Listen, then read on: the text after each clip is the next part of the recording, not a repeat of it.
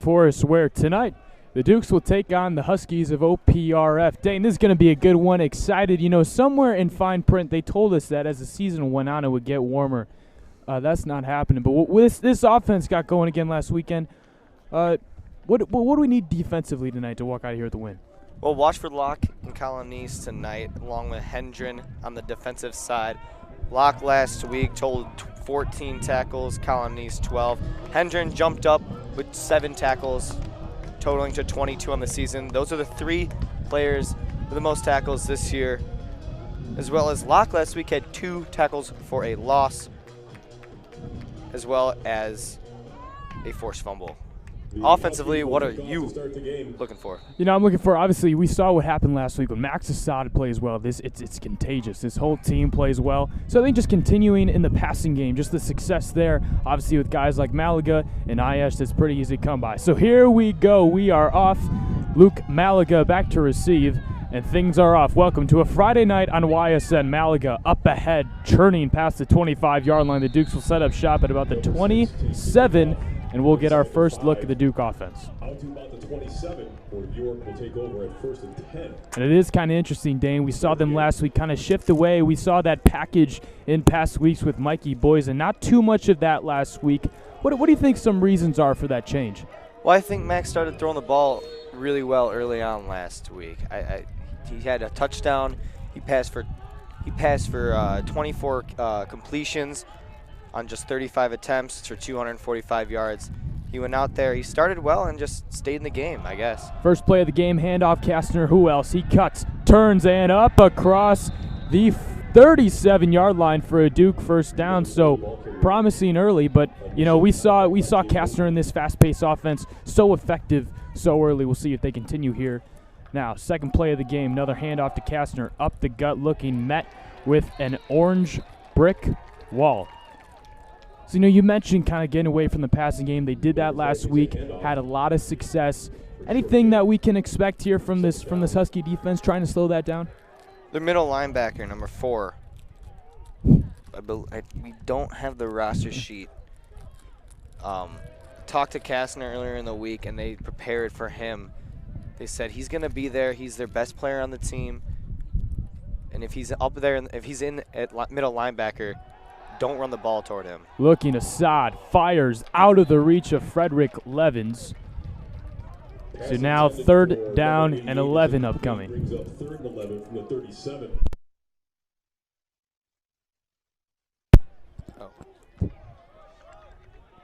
So that one intended for the tight end Frederick Levins. And Assad's first pass of the game results in an incompletion. So now with Kastner out to his right, Ayash up top. It's Levins down low as well as Berman and Malaga. Taking the snap, looking, firing, Assad. Knocked out of the hands of Malaga. He was met there by a Husky cornerback, and that forces 4th down, but we do have a flag. This one will be coming against the Huskies, we can assume. Unsportsmanlike conduct coming against the Huskies, and the Dukes catch a break. And we said it earlier, expect a pass, right? Last week, Assad threw the ball really well. Again, with that middle linebacker, you can't really do much up the middle. So I think they're going to trust Assad to throw the ball a lot more this week. That one comes against Nuri Banks, the defensive lineman, and the Dukes get a breath of fresh air, but definitely preventable if you're the Huskies. Assad takes a snap, handoff to Kastner. Left side, cuts up field and gets a modest gain. That's something that workhorse, you know, we saw a lot of it flipping between Kastner and Boysen. Obviously, Boysen more of that, you know, faster tailback. But I tell you what, Patrick Kastner this season has been just about as effective as anyone we've seen in years past. That's so the run game that Kastner produces just wears a defensive line out. Kastner to the left of Assad. Assad looking, firing, has Ayash. Another Duke first down to the 26-yard line. Again, a great throw, great route. Ayash able to get open. Pass complete. And they throw the Huskies out there. Oh, jeez. What's it called? Hand off to Kastner. Up and no gain. Go ahead with that thought, Dane. Keep mixing up that term. Throwing them, no. Catching them off guard. Catching them off guard. There you go. Catch them off guard. There you go. Because all week, if I'm the Huskies, I'm preparing for that run game. You know, Kastner's ran the ball really well first 3 weeks, especially last week. Obviously, Assad did have his best game last week also. And here the sign of the confidence for Assad seems to be rolling early after a completion to Ayash, and now he fires that one. Luke Malaga up across to about the 20-yard line, and it will be 3rd down. Pass complete to number 6. So pretty effective so far. I think Assad, looks just as good as last week. He's firing with a lot of confidence, looks very comfortable in the pocket, which, with all due respect, we didn't see too much of that in the first few games. So I think it's safe to say, as we get an official timeout for Assad to tie his shoe, but the confidence is there. That's a great point. Yeah, he seems a lot more relaxed in the pocket when he looks for his receivers. Assad takes a snap. A screen to Ayash. Ayash turning forward. Stumbles there a little bit, and it will be 4th down. A decision, early decision for Mike Fitzgerald. So it'll be 4th and 2. Yeah. And the Duke offense will stay out there. Aaron Berman at the top, as well as Luke Malaga. And Sammy Ayash is the lone receiver at the bottom of your screen. Trying to draw him offside. I believe there was some confusion on what down it was. The marker said 3, switched to 4. And no signs of taking a timeout, which you saw a few times last week after that hard count was produced. Assad looking, fires, has a shot, has a man. Sammy Ayash, touchdown for the Dukes, and they're the first to draw blood here at OPRF. A strike to Sammy Ayash. 4th and 1 on around the 17, or no, what was that, 18-yard line, and then we took a shot to the end zone. Ayash covered heavily. That ball was thrown on the money, perfect, but a better catch. A great catch, and great job to haul it in the grip strength of Sammy Ayash there to outlast the Husky defender, and the Dukes with the Max Hansman extra point. Now lead by 7-0 with 8:17 to go in the first quarter. The Dukes are off to a hot start. We'll be right back.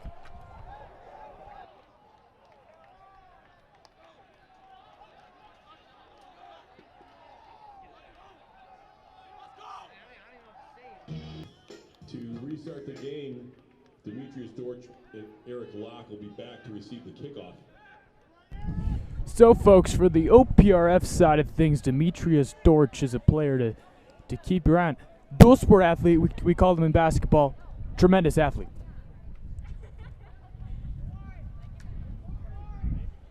What do you think about Demetrius Dortch? Hang on. Dane's a little discombobulated. 8:17 to go in the first quarter. Dukes lead 7-0. Dortch is back to receive for the Huskies.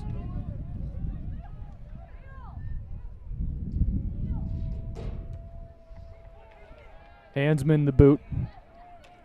This one fielded inside the 10.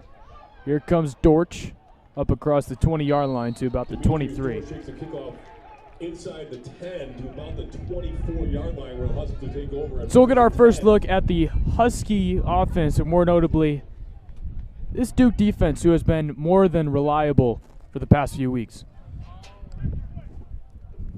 Hang on, my headset, I can't.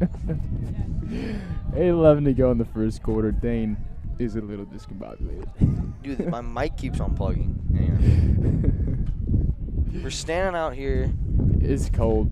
It's cold. I mean, I'm not complaining, but we're standing in the stands right now, not even in the booth. Nothing to block the wind, but Landis takes the snap, looking, surveying, and firing incomplete. Great coverage on the far side by the senior Jalen Jones. That's something this Duke defense, I was saying, so stellar. You know, even in the 21-point loss to Glenbard West, that was a very, very strong Glenbard West offense.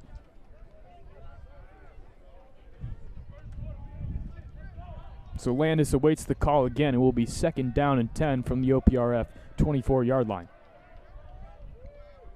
The man to keep your eye on is the man at the bottom of your screen in white, number 38, Hayden Rainier, the Indiana Wesleyan commit. The handoff here. Dortch looking, trying to turn upfield across the 30-yard line.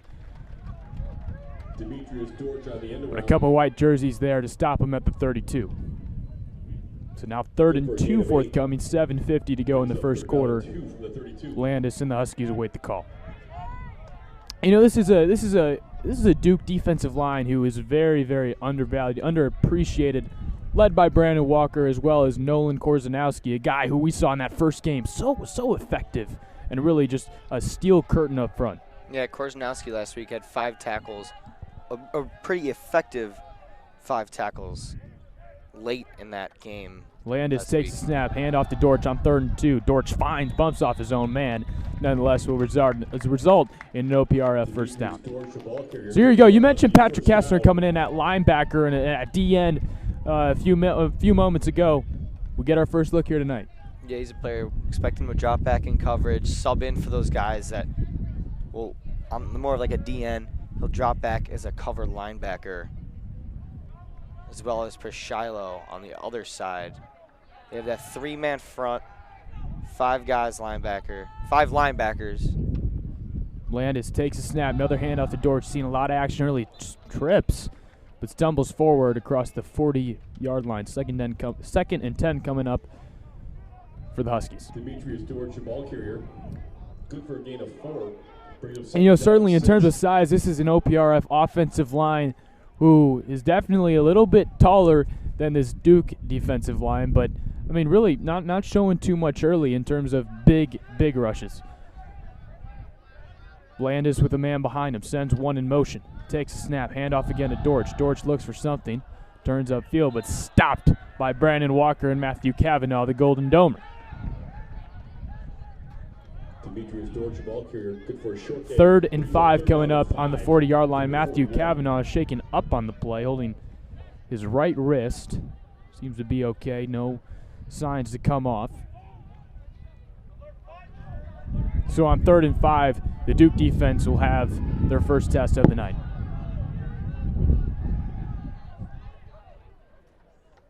Landis takes a snap, takes it himself. Shuffle pass now to Dortch. Dortch looking and gets up across the 45-yard line, depending on the spot. Could have an OPRF first down. I believe we will. So with just under 5:40 to go in the first quarter, what do you think about this OPRF offense so far?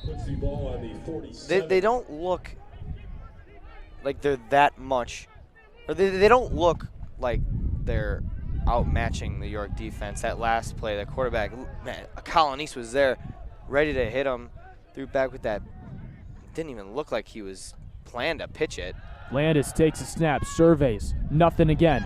Takes it himself, cuts upfield, cuts forward, and for a gain of about 8, not too bad. The pocket was collapsing, but improvising here was Landis. 2nd and 1 to go, 5:20 to go in the first quarter. If you are just joining us, the first points of the ball game was scored on a reception from Max Assad to Sammy Ayash. An absolute bullet on 4th and 2. And really would seem to be catching the OPRF defense off guard. 2nd and short, expect a pass here, Gavin.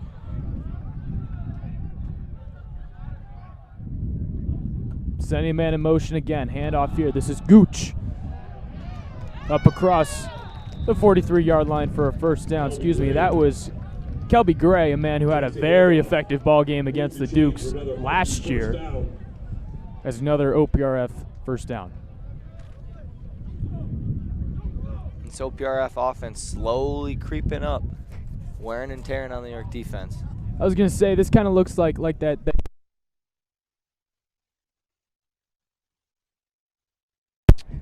Good. Oh, we're good. Good? Good. No, yeah, we're good. Looking, Landis fires that one. That one recepted. And a great catch there on the far side. That was Eric Locke. My, oh my. Climbing the ladder and going up across the 20-yard line. It will be 1st and 10 at the 21 with 4:18 to go in the first quarter. What a catch there. And You said it, Dane. This OPRF offense creeping very efficiently. We'll see what they can do here in the red zone.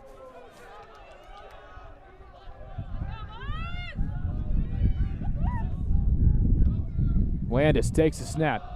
Hand off to Gray. Gray churns, continues to go, and do about the 17-yard line. Second down upcoming. 4 minutes to go. Kelby Gray, the ball carrier. Gray, an effective run, picking up a very important 5 yards.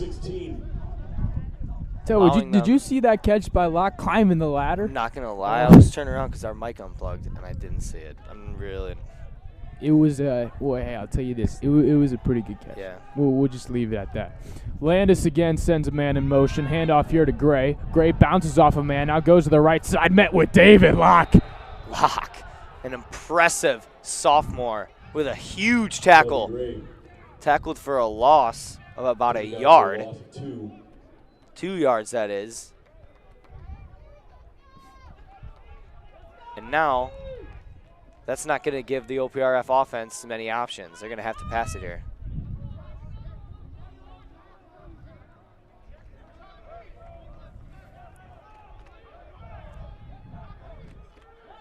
We'll see what Landis and the Huskies have going on 3rd and 7. Tell you what, a little life here on the bleachers too. Handoff here. We'll see what they got on the sweep. Unable to meet the edge necessary for the first down. Ryan McFadden, the ball carrier. On the carry there was McFadden. Brings up 4th and 2. So 4th and 2. On 4th and 2, last time those two numbers were on the board, we saw a touchdown for the Dukes. Yeah. If you're the Huskies here, what are you doing? Very similar situation. Not quite too sure how confident I am in this running back so far. I think I'd have to say I'd pass. No, I think I'd have to say I'd run. Well, I think the run game's been working. You're going to have very an consistent 2, 3, 4 yards so far. I think I'd hand it off. Landis run takes it himself. We'll see if he's going to get it. Patrick Castor in on the tackle. I believe they stopped him at the 11-yard line. Short gain. I don't think they're going to give it to him. I don't think they are either. I believe we're going to get the chains. Our first look, it comes early with 2:37 to go in the first quarter. It's marked at about the 11.5-yard line. 11-yard line was the line to gain. I don't think he got it. It looks really close. I don't think he got it, Gavin. The referee is calling out the chains to measure for the...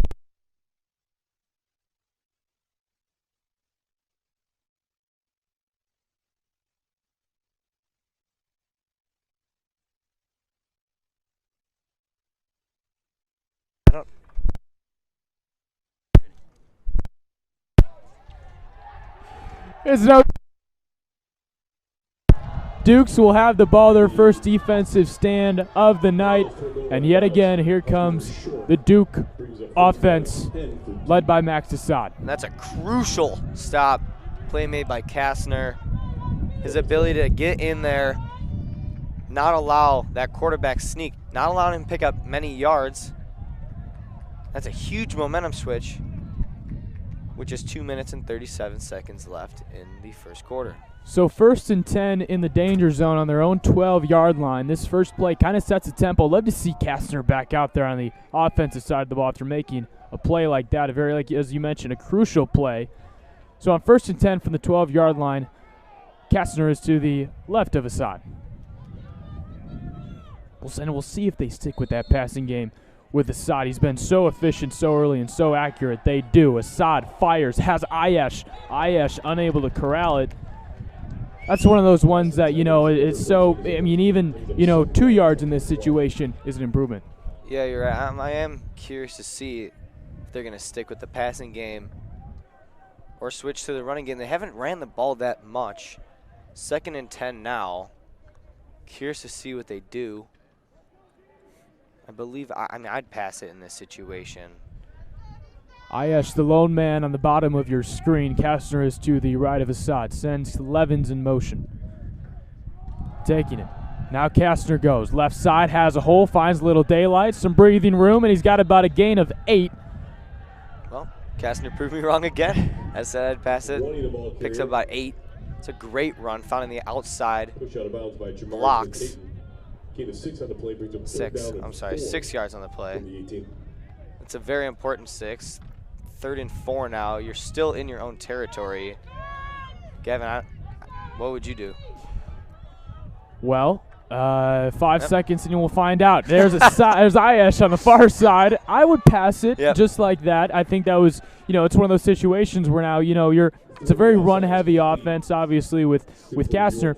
If you can continue to catch him off guard and kind of throw an unexpected situation, as they did in there, and as well as a touchdown, I think you got to do it, and you're building Assad's confidence. And as we mentioned, when he's confident and he's passing that football well, contagious.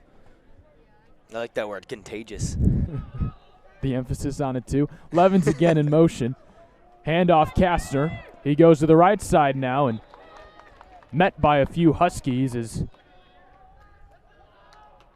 they really closed down that hole pretty quickly.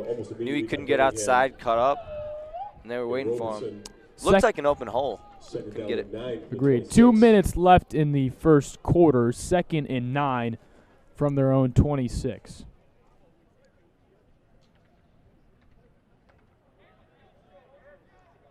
I'll tell you what, I'm going to knock on wood here, but the weather's actually not bothering me as much as it was at the beginning. I was just thinking about that, the weather.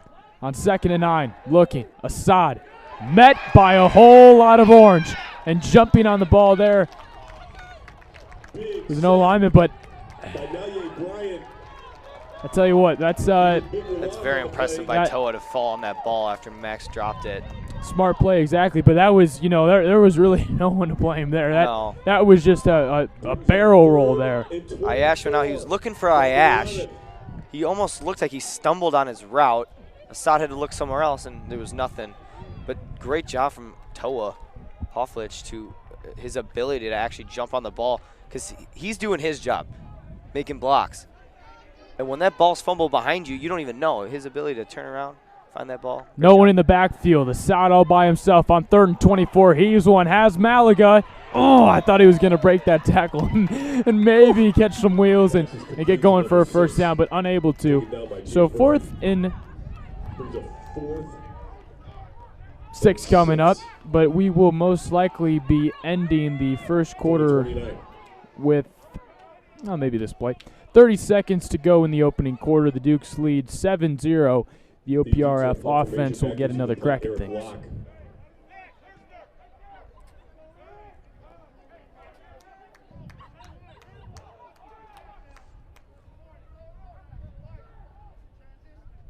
Pachilo to boot. Line drive kick. Stops at the 45. Really stops dead in his tracks. With that, nonetheless, that's how we will end the first quarter. Dukes lead 7-0. Oh, I was wrong. We're going to hold it at 4 seconds. Gavin Hendren just had to touch the football. we couldn't end there. I think he wanted another play on defense. Well, it's first quarter, but, he likes to play. And, speaking of that, this secondary as well, very, very undervalued. Not only do they get pressure up front with, we talk about these linebackers a whole lot. This secondary is some of the best that we've seen in terms of, obviously, high school football, but in terms of the teams that we've seen them play. Yeah, I think Hendren has been very underappreciated this season. He's 3rd in tackles on the team this year. Last week, I mentioned earlier, he had 7 tackles last week. He's very quick, uses his speed. He's able to get anywhere on the field. Landis fires incomplete. That one intended for McFadden. And that will be how we end the first quarter. So at the end of the first quarter, the Dukes lead the OPRF Huskies 7-0. We will be right back with York Duke football on YSN. And the first quarter is complete with the score York 7, Oak Park 0.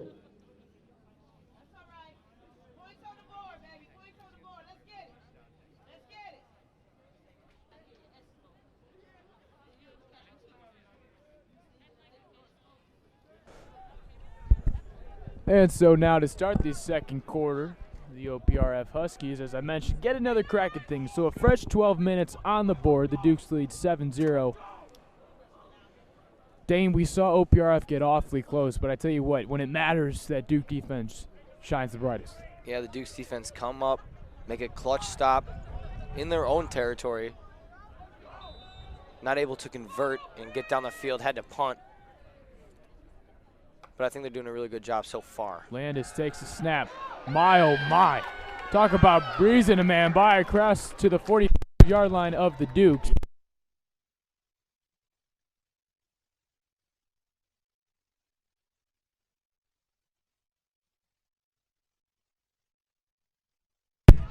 Are we good? Got it. Are we good? Yeah. We're a complimentary charging I station. guess every time someone comes to plug their phone into our outlet, our mics got out. Yep. Sorry, folks. We'll try and keep it to a minimum. Landis sends a man in motion on first down. Takes it again himself. The shuffle pass here to Dortch to about the 42-yard line. Off the option from Gooch.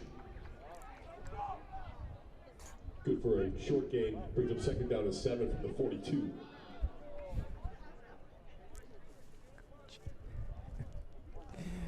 That was not quite at all. Gooch on the shuffle. Gooch on the shuffle pass.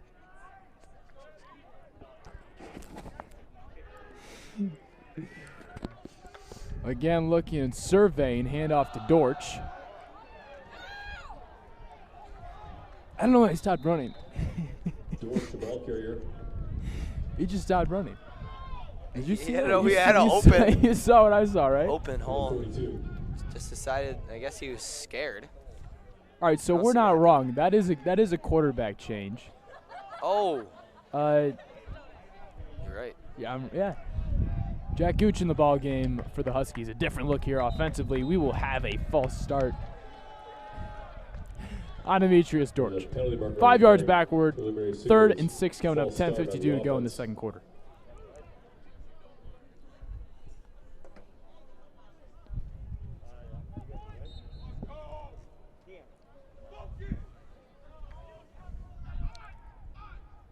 There's really just not too much to say when this OPRF offense is out there. I mean, this Duke defense doing a pretty good job holding them, and then it's just kind of one of those sloppy plays that slowly develops in terms of yardage. I've seen that quarterback run there. Yeah. Unexpected. A lot of miscommunication on the OPRF side. They call a timeout since they put Gooch in the game. That was the quietest Landis. I've ever heard a stadium get. That miscommunication, no one knew what was going on. I was just as confused as you are. So with that, I mean, a different look. I mean, I don't know why they drifted away from Landis. It was working early. He got hit? I don't think. I mean, he was running the ball well, wasn't he? Maybe it might. You know what? Yeah, I mean, he's on. I see him right there. He seems fine. Maybe might be in a little situation kind of like that we had earlier in the season with boys in an Assad flipping back and forth. You know what they say. There's nothing better than drama in the QB room. Nothing better than it. But Gooch in the ball game, it's just an interesting look. I mean, it's different. I don't know why you would drift away from Landis this early. 10:26 to go in the second quarter. 3rd and 6 coming up for the Huskies on the 40-yard line of the Dukes. So, Dane, in this situation, we mentioned third down situations. So crucial in a game like this. What are you doing?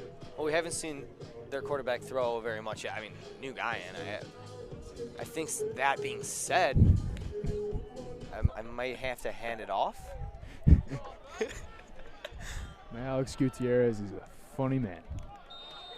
I think I expect Gooch to throw the ball here. 3rd and about 6. Gooch here on 3rd and 6 from the 40-yard line of the Dukes. Handoff here to Dortch. Trying to find the corner, cut the edge, taken down by Gavin Hendren. He will be marked short, and 4th down coming up for the Dukes. 10 minutes to go in the second quarter. We talked about coming it earlier. Up for OPRF, my bad. Hendren showing off his wheels, coming all the way across the field. The safety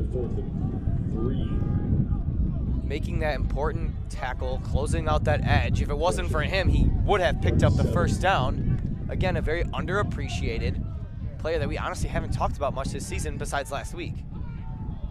So Kelby Gray in the ball game at tailback. Gooch still remains at quarterback on 4th and 3, 9:40 to go in the second quarter. Sends a man in motion. That's McFadden. Handoff to Gray, straight up the middle. Met with the hole Lot of white jerseys. David Locke in on the stop. Yeah, it seems like he's there every time there's some sort of big play. Again, very excited, very amped up player. Loves to make those tackles. First and 10 from the 37. One of those things from our standpoint, that's not showing a whole lot of confidence. 4th and 3 from the 25-yard line. I'd say inside the 30-yard line. That's showing some confidence. But you're still out here hovering around the 40-yard line. A little gutsy in your opinion? I think it's a little gutsy, but at the same time, there's not much a punt's really gonna do for you. You obviously can't kick it. I think at this, it's hard to say at this age level, in high school. I think also if they were to convert, it would have added a lot of momentum toward the score. They're down 7. They know York is gonna. They don't know York is gonna get down the field, but they expect York to. I don't know how to explain it. Yes. Because if I'm a coach, I'm not going to expect exactly the other team to come downfield, but you do need a little bit of a momentum switch. Duke's using that fast-paced offense yet again after a Patrick Kastner 3-yard gain. Assad looking, fires across the middle, has Sammy Ayesh, no flag on the play. 3rd and 7 now. Passing 10 for 13 is incomplete. Brings up 3rd and 7. I tell you what, everyone's going kind of back and forth here. This is that typical OPRF, York kind of relationship that we're used to. A little screaming here and there. But nonetheless, another test for the York offense with 9 minutes to go in the second quarter.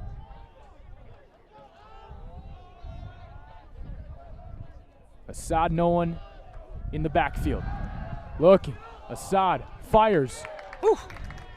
Tell you what, it looked like that's a tough place to throw. A flag comes out. We'll see who it's on. I believe Toa Hofflick was in on it. Either on Toa or there was a little. It will be. So the penalty called on Toa Hofflick. Won't make much of a difference. Actually, that is a 15-yarder. It's going to really back him up on a punt. So Bachilo comes out again. Stagnant on both sides of the ball for the offense of these teams.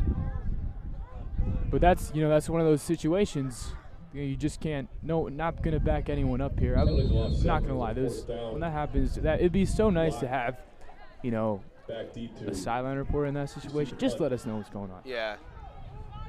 But Chilo to boot, set up at his own 25-yard line. The kick is away, and a fair catch is called. That was a quick. I tell you, you could tell. Near was there. You could tell he was going with the wind. So with that, we'll see how the drama continues to unfold with the OPRF quarterback situation between Gooch and Landis.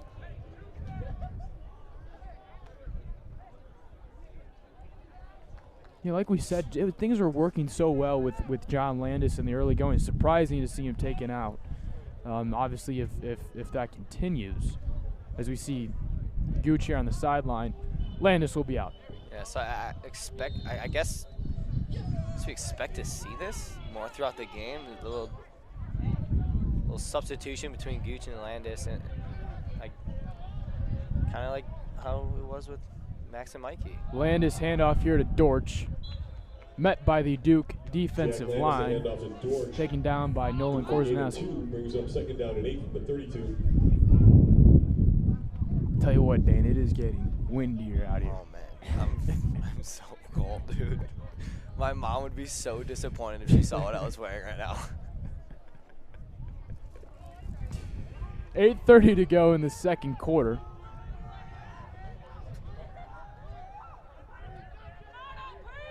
Landis sends McFadden in motion. Handoff. Ball out, taken and recovered by Brandon Walker.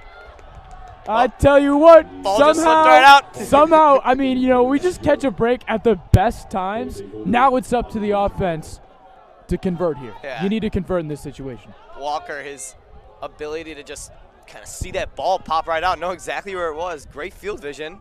Hops right on it, knows his job. Duke's turnover, or Duke's now have the ball. OPRF turns it over. I'm saying there you go. Duke's turn it, yeah. You're good. I keep thinking, yeah. You're good. Kastner to the left of Assad. Takes the snap. Hand off here to Kastner. Cuts back up the middle. It's going to take a few guys to bring him down there. Rumbling, bumbling. Patrick Kastner. Always going to pick up a few more than you think. 2nd and 4, so a gain of 6. That extra effort there probably finds them 2 more yards. So 2nd and 4 with 8 minutes to go in the second quarter from the OPRF 26-yard line. The Dukes trying to convert here after an OPRF turnover. We go back to the run game. We haven't seen last week or this week so far. We haven't seen much of we haven't seen any long carries from Kastner like he usually gets. Hand off here to Kastner and wrapped up there. The shoelace tackle. Typically known for a power back last season behind Conroy. Did pick up some big runs last year. But he has been extremely crucial in terms of picking up small yards, 3rd and 3, 3rd and 2, picking up that first down. Tackle there was by Jake Birmingham after the 1-yard gain from Patrick Kastner. 7 minutes to go in the second quarter, 3rd and 3. Dukes from the OPRF 25. Kastner is to the left of Assad. Sammy Ayesh, the lone receiver on the bottom of your screen. Taking the snap now, looking. Assad fires. This one tipped and deflected. 4th down coming up for the Dukes. That one was blocked. Cole. That was Robertson and Birmingham tipping that football. So with just under 7 minutes remaining, 4th and 3, Dane, in this situation. What do you do here? I'm going to go back to my pass game. I'm going to trust my quarterback to make the throw, trust my receivers to make the catch. Look for a player like Malaga. Even in this situation, Fred Levins, you may see him coming across the middle. He's in a pretty close formation. The bunch formation here looking. Assad fires. That one incomplete. Aaron Berman cannot corral it, but nonetheless, great defense there by the cornerback. Yeah, it's a tough ball to catch. The ball is a little low, good cover. It was Jemariah Smith-Payton on the stop. 1st and 10 for the OPRF offense. So we talk about, that's a tough situation because you get a turnover there, and that's something you have to convert on at one point or another. Because now we're here, 7-0. The Dukes scored on the first drive of the ball game. Now it's a little bit of a chess match. We just go back and forth and back and forth. Both defenses are really doing a great job of matching each other. I think that's what it's come down to so far. We'll see what the Dukes can do here. 1st and 10 from their own 25-yard line. OPRF. Gooch is back in the ballgame. Far pass here. This is Locke on the reception, but brought right down by Jalen Jones. To Eric Locke. Short game. Bringing up 2nd down and 9. Locke, the receiver that went up and climbed the ladder for a very impressive first down in the first drive for the OPRF offense. With 6.5 to go in the second quarter, 2nd and 9 from the 26-yard line.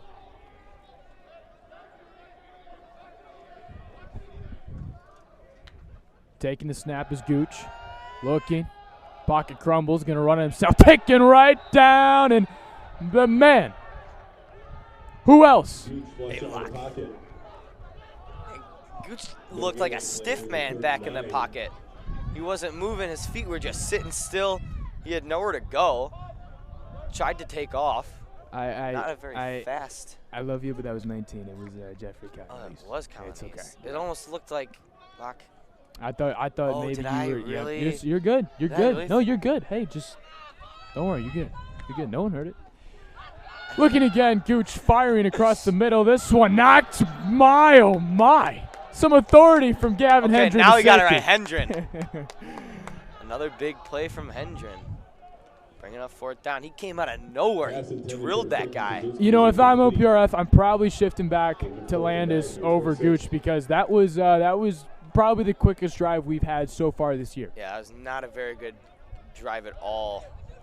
3 plays sitting back in the pocket, nowhere to go. I don't think either quarterback, Gooch or Landis, I don't think either of them look very comfortable back there throwing the ball. So 5:34 to go in the second quarter. The kick is away. This one's a little bit short. Straight down. Takes no Park-R-F bounce. At about the 48-yard line is where the Dukes will set up shop.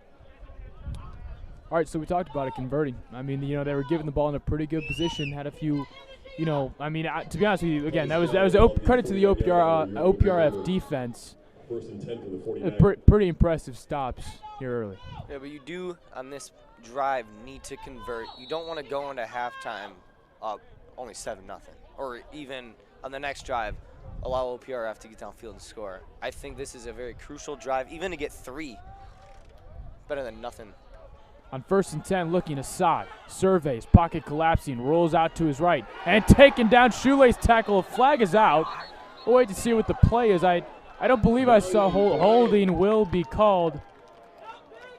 It will be declined. Like a hold, because the tackle looked clean, and it's going to be a hold.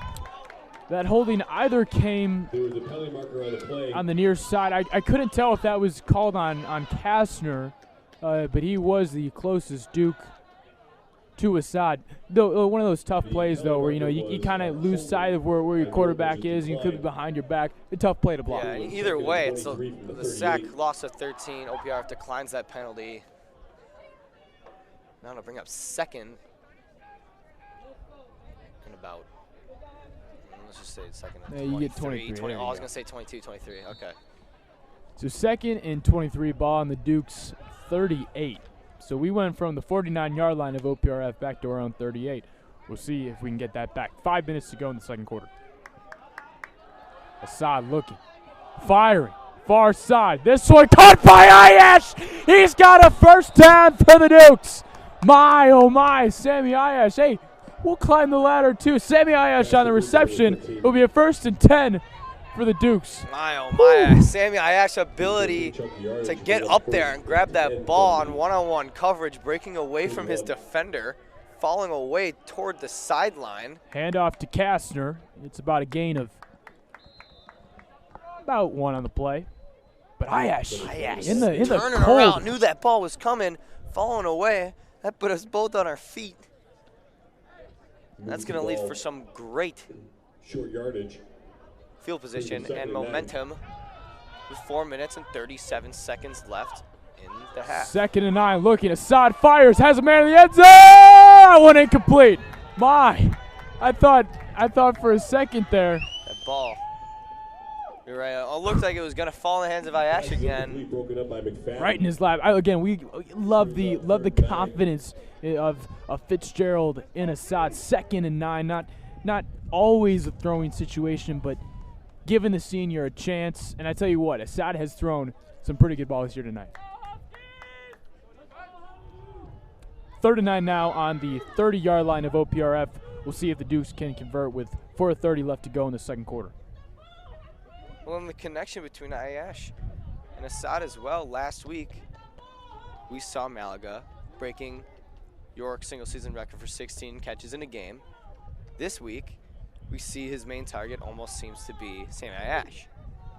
A nice variety within this wide receiver core between Assad and them. Looking, Assad again, takes another shot, has a man, Ayash, oh my! There he is! Oh, Sammy Ayash! Why don't you? Oh my gosh, dude. Oh Lord, inside the 5-yard line, Sammy Ayash. It's almost like you're just talking about him. Well, is having himself a drive. Kastner the carry up the gut, met by the Orange. 4:10 to go in the second quarter. great play call. Sending Kastner up the middle. Catching the defense off guard. There it is. I said it right this time. Catching the defense off guard. Catching them sleeping. I mean, they're probably winded too. Their defense has been on the field the entire game. So now brings Ayash closer in. 2nd and 3. 2nd and goal, excuse me. Hand off here to Kastner. And stopped yet again. Well, can bring up about 3rd. Handoff Goal. up the middle, stuffed by several Third Huskies. yard line. Brings up 3rd and goal It's a change of events. from the 3. Well, this is, I 3:30 mean, right left. here, we talk about converting. That Ayash to get you inside the 5-yard line and setting up for a fresh set of downs, you almost have to convert here. Right. And you trust your running back, too. Cashner's done it all season long. He had 2 last week in the same fashion, where he kind of just pounds right up the middle after a long throw.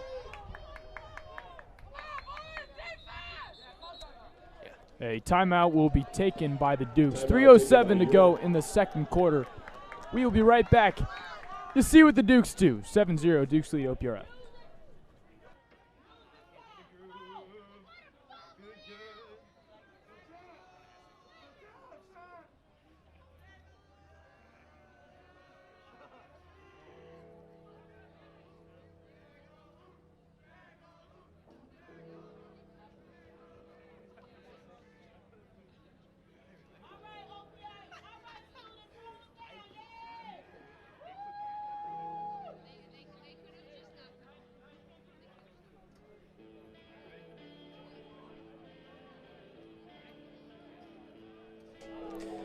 Third and goal.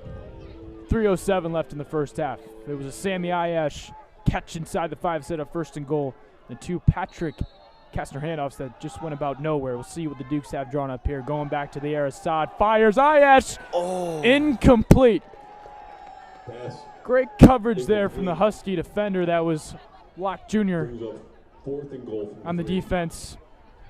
Gonna have to go for it again. This is a tough decision. You go, I mean, yeah, Well, you go Ayash. Yeah. 3 straight passing, not 3 straight passing plays, but their last 3 passing plays, I'd say. Looked like he slipped for that corner ball. Now they hope for Hansman to put it through. Yep, you know, a smart move here. I do like this call from Fitzgerald because you don't know how many opportunities you have to get points like this, and if you can get them, take them. You got to go up by at least 2 scores. Hansman is up and good. There is a flag. Hold up.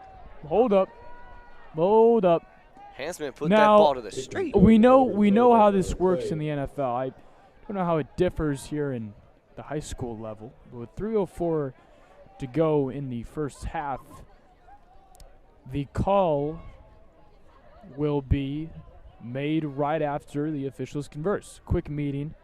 You would think they had a net. I do think Max, the leg handsman, just might have broken a window here across the street. But he was down in the backfield, so we can assume that this could possibly. This one does come against OPRF. I believe the call was. I mean, he put his. The penalty is that's offsides. Yeah, It was offsides. That's offsides. Yeah, that's what I thought it was. I didn't think it. Well, now you got. I think on the 2-yard line rather than the 4. You'd think maybe they'd go for it. You need the points. But yeah, you're right. You do need the points. I'm saying it is an option to go for it, but they don't. I don't think I'd go for it either. Hansman to extend the lead. He gets thrown down again. There's no. Hansman converts on the kick. No flag thrown. Fitzgerald's looking for one. We're looking for one. I think everyone in green and white's looking for a flag. That was the second time he was knocked down on that play. I don't know how nothing was called. You thought it was going to be roughing the kicker on the first play. I thought I saw that guy on the edge come off sides. I was thinking that. That was the first time I did see Hansman get knocked over. So 3 minutes on the dot, 10-0. The Dukes lead the Huskies of OPRF. Are you satisfied with the showing so far? Yeah, I am. I think there's been times where they could have converted. I think the OPRF offense is a little disappointing in my opinion. Obviously, I want York to win. I can be biased here. But I think there have been a few more opportunities where it's like, man, they could have picked up that first down, or that penalty couldn't have happened and you could have got downfield. But 10-0. Can't complain. I think that's the perfect way to put it. Can't complain. We'll see what the improvements are, because there are improvements to be made. We'll see if there's adjustments at halftime. But yeah, you mentioned it. Just in the red zone is where they've had some issues throughout this entire season. I think it's just about converting. Convert. Yeah, exactly. So 10-0 the Dukes lead. 3 minutes on the dot left in the opening half.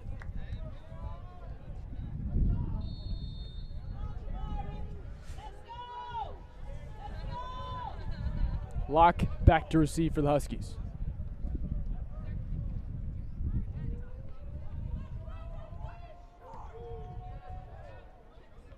This one retrieved by Dortch. Looking for something. Has nothing and stopped at the 20-yard line.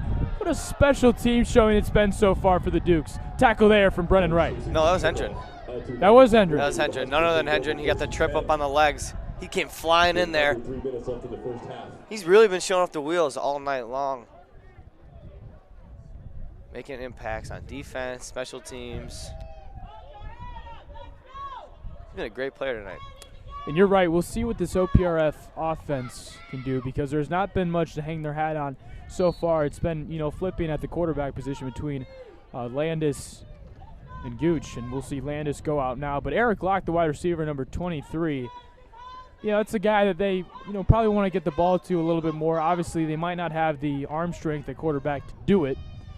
But nonetheless, we'll see what the Huskies have here on this drive with 2:54 left to go in the opening quarter. Landis takes a snap all alone in the backfield, fires across. There's a man, McFadden, has it across the 50, 45, 40, at the 30, at the 20. He's got nothing but some room. Touchdown, OPRF. What just happened? And a quick strike from the men in orange. That was Ryan McFadden on the reception across the middle. Well, it shut me up with talking about arm strength. Man, McFadden, he came right across the middle, wide open. Little miscommunication by the defensive backs. Hendren and Jones, I believe.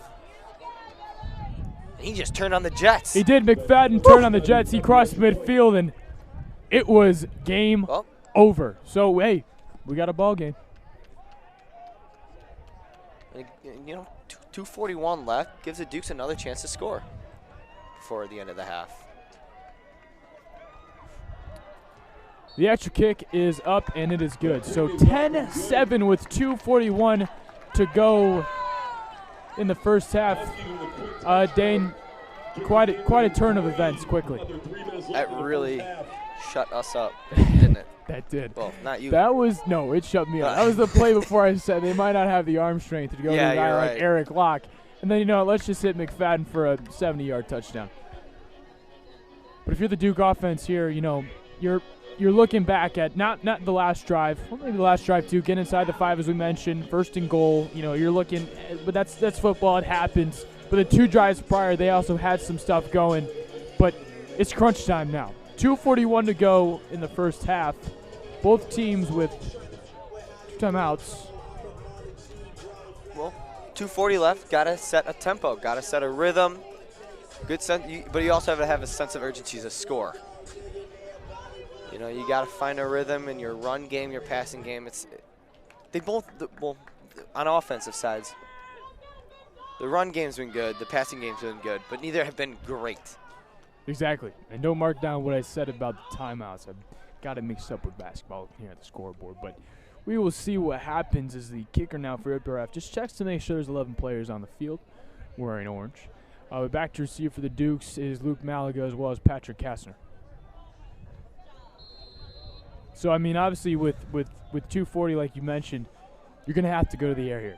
And then we'll see what Assad and this wide receiver core has drawn up to get down and, like you mentioned, just get some more points on the board before halftime.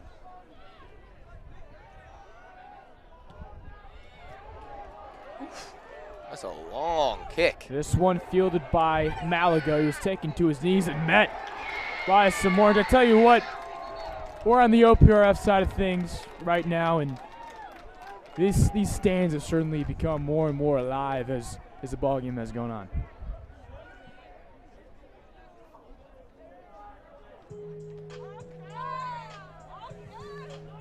After the kick, the ball was brought out to about the 22-yard line.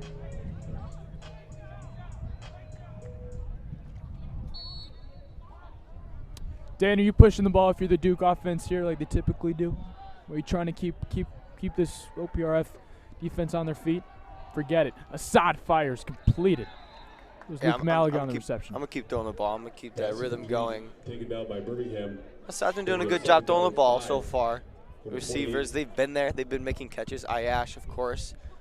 But I'd like to see Malaga and Berman specifically get more involved.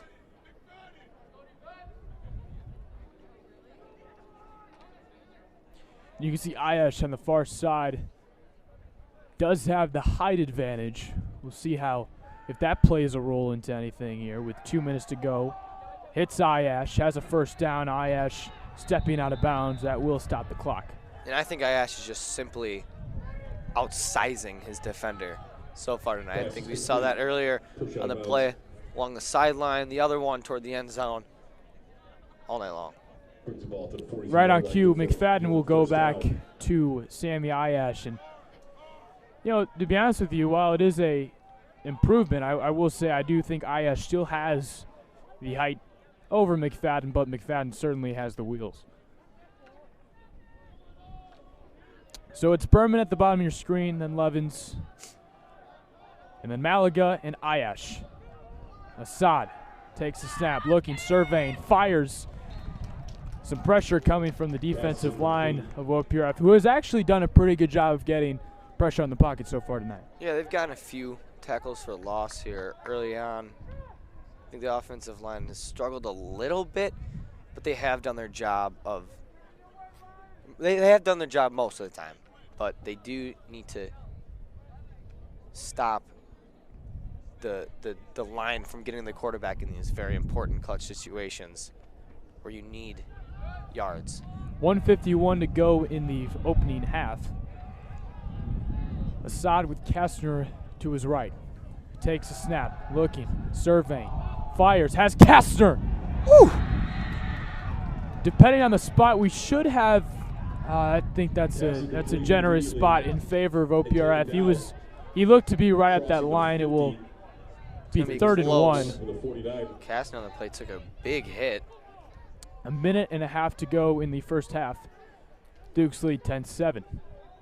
Ball on the 49-yard line of Park-R-F.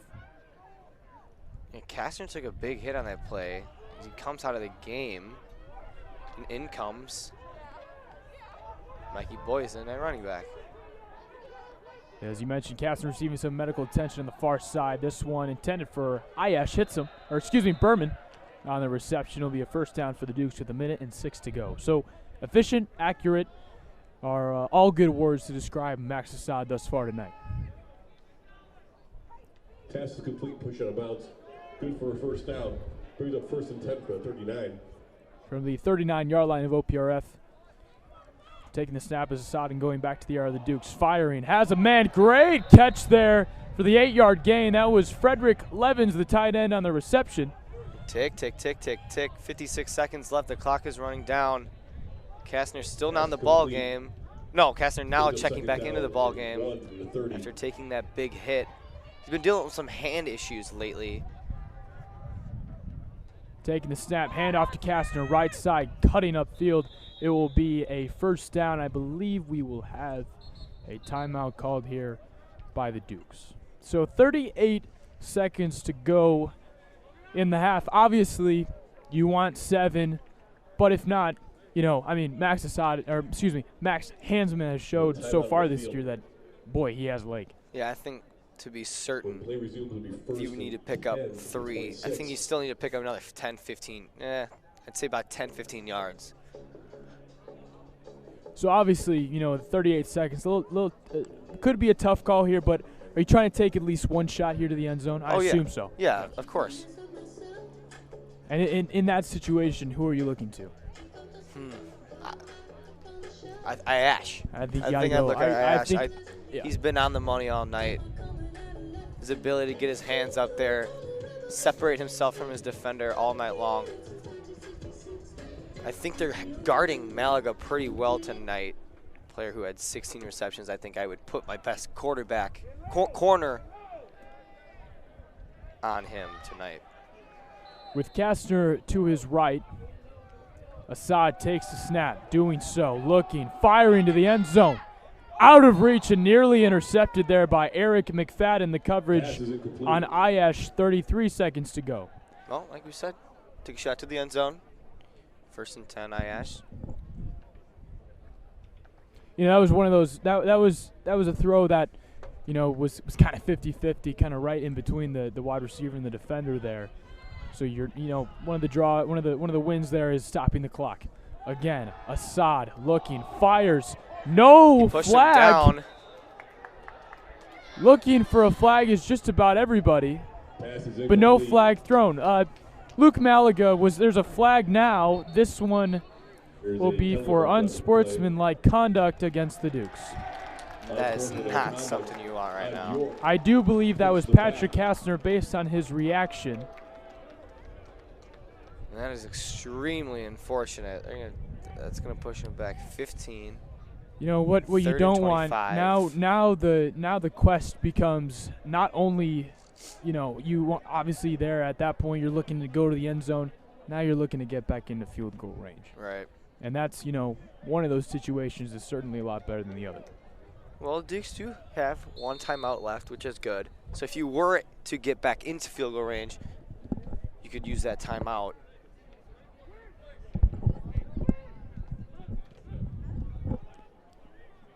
And Dane, with OPRF getting the ball at half, you do need points here. Right. The snap now. Assad looking. Pocket collapsing. Flag comes out. Could be holding. Assad runs and hit hard.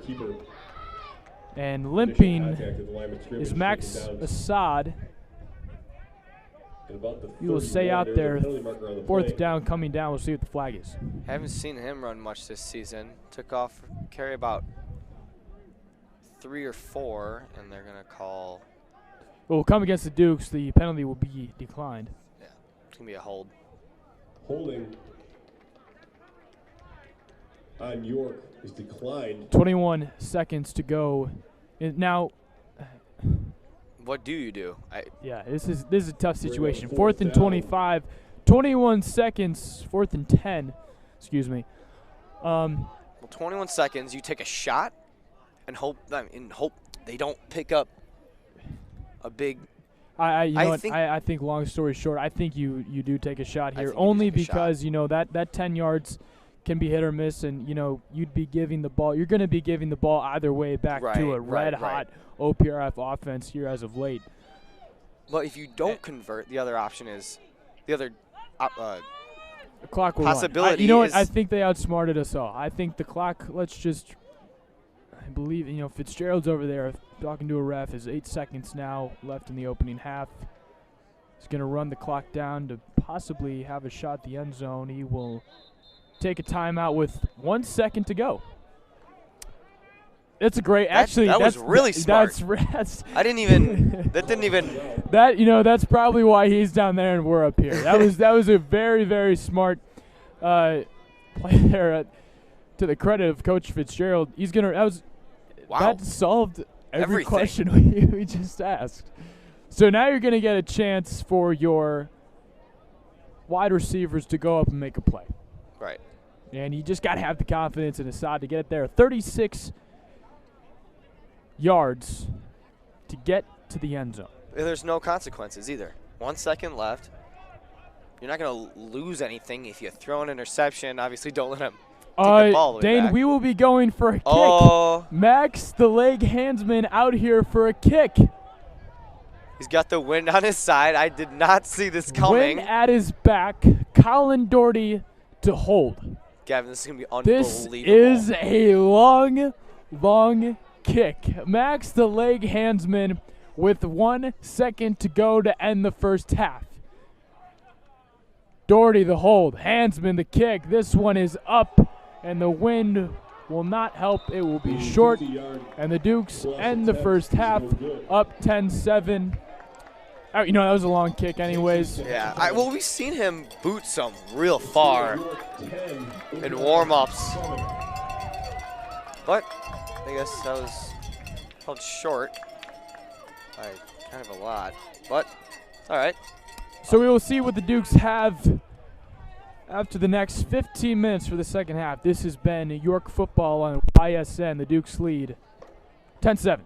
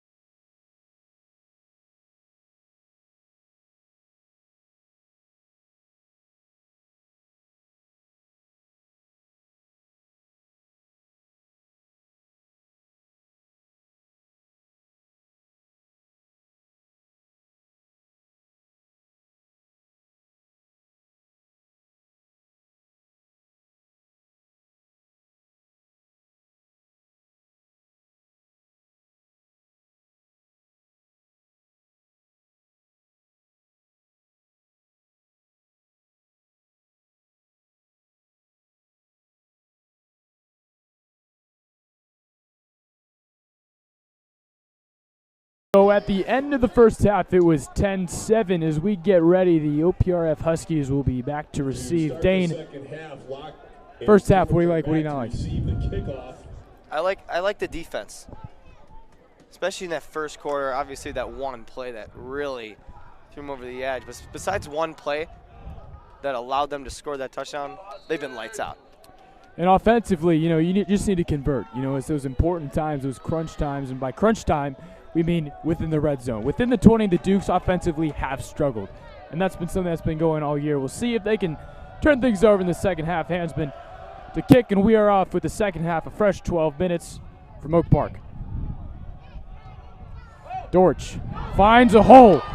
Demetrius Dortch has Hansman left at the 40, 35, 30. Demetrius Dortch tripped up inside the 25-yard line. And OPRF picking up right where they left off, the tackle and the chase down there by Gavin Hendren. That's not the start you want. No, not at all. But, well, yeah. We had the perfect vision to see that hole develop. Yeah, wide open hole. Hansman was able to slow him down, allowing Hendren to catch up and make the tackle. But it almost looked like as soon as he caught that ball, he saw that hole, and there was no one left. Only takes 17 seconds off the clock. And at the 20-yard line, we'll get a look at the OPRF offense. Keeping it is Landis, and the tackle there brought down by Norland Korzanowski. Landis, the ball carrier on the keeper. Korzanowski's been a solid. Hold on. Believe it was 20. No, does that say 26 or 28? From the 20. No, that's Snyder. It's getting dark. That's Everett Snyder. So now 2nd and 10 coming up after the 80-yard return from Demetrius Dortch. It was more like 75. 70. Yeah, 70. Landis, again, 2 men in the backfield. Takes snap, handoff here to Gray. Gray, right side, gets a gain of about 5, stays up, trying to fight for a few extra yards, so he's set up about the 15-yard line. Gray, the ball carrier. Well, Gray's coming out in the second half so far, running the ball with some authority, picking up an important 5 yards, sets him up for 3rd and 5 on their own 15. That's right where they want to be. Dan, this is one of those games just back and forth. Feels a lot like last week. You were on call for that one.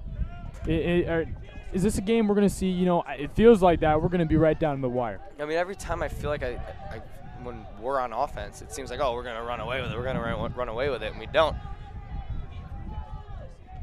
Landis takes a snap, bobbles it a little bit, takes himself, cuts forward for a first down. Defensively, it seems like they've got York on their heels. Yeah, I think starting at the 20-yard line on your first defensive drive of the half, you don't have the best outlook, on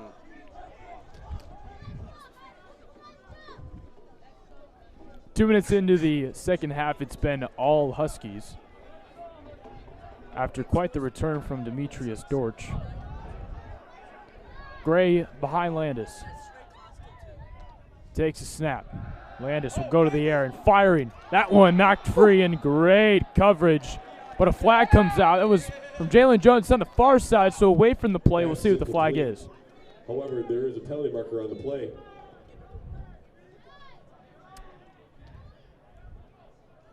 As we await a signal. Landis had his receiver pretty open on his slant. So an ineligible receiver downfield for OPRF. I was going to say there's no way that was on York. Jones hit him pretty late, knocked the ball right out of his hands. Great defense. The ball is placed on the 14-yard line.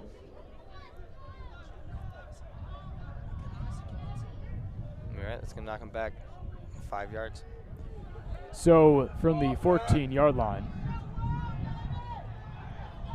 Landis and the Huskies set up shop, taking the snap, looking. Landis to the air yet again, fires to the end zone. This one, great pass breakup. Patrick Kastner in coverage. The linebacker coming back in coverage, knowing his role.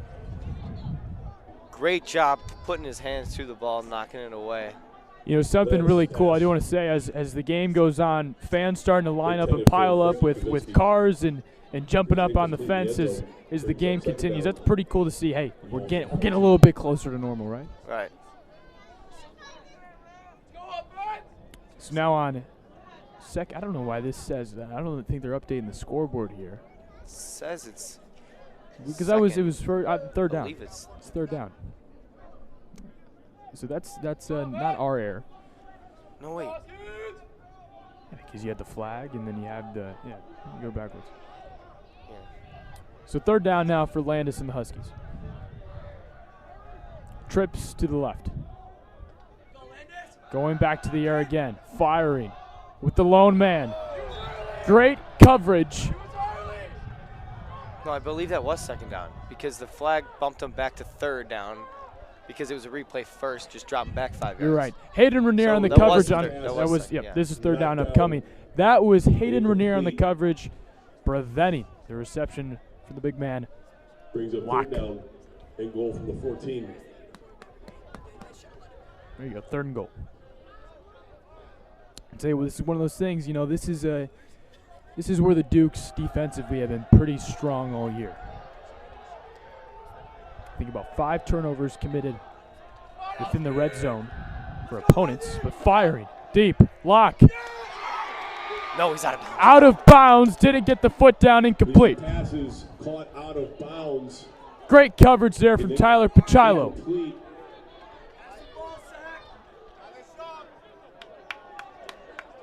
And out comes the kicking team. All right, so great defensive stand from the York Dukes. Sorry, there was some confusion again. There's so much going on, but that's what we talked about it. Within the 20-yard line, the Dukes defensively are just playing very, very well.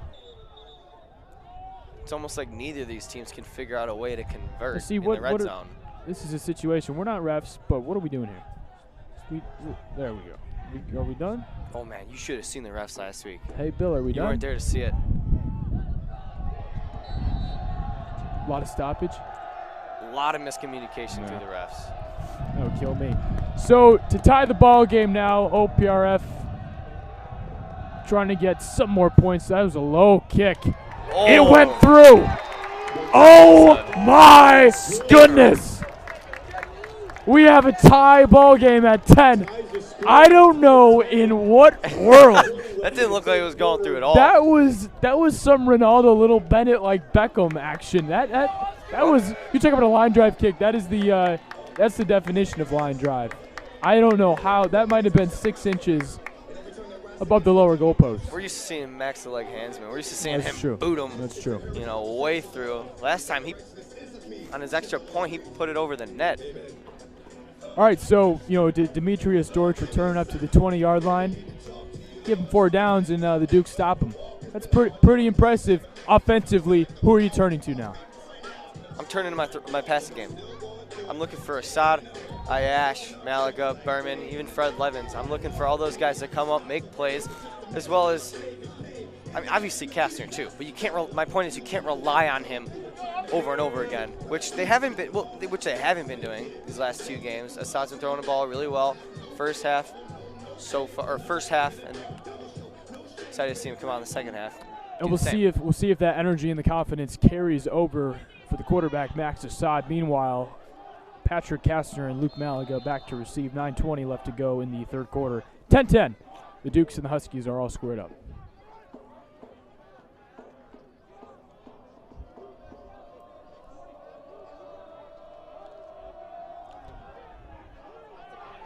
Malaga to receive.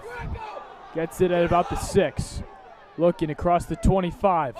Flag comes out, but across the 35-yard line, we will see what the call is. To about the 37-yard line, however, there's a penalty marker on the play. The refs looked like they pointed. I was going to toward say your indicated side. by the line judge. Looks like it's coming against the team in white.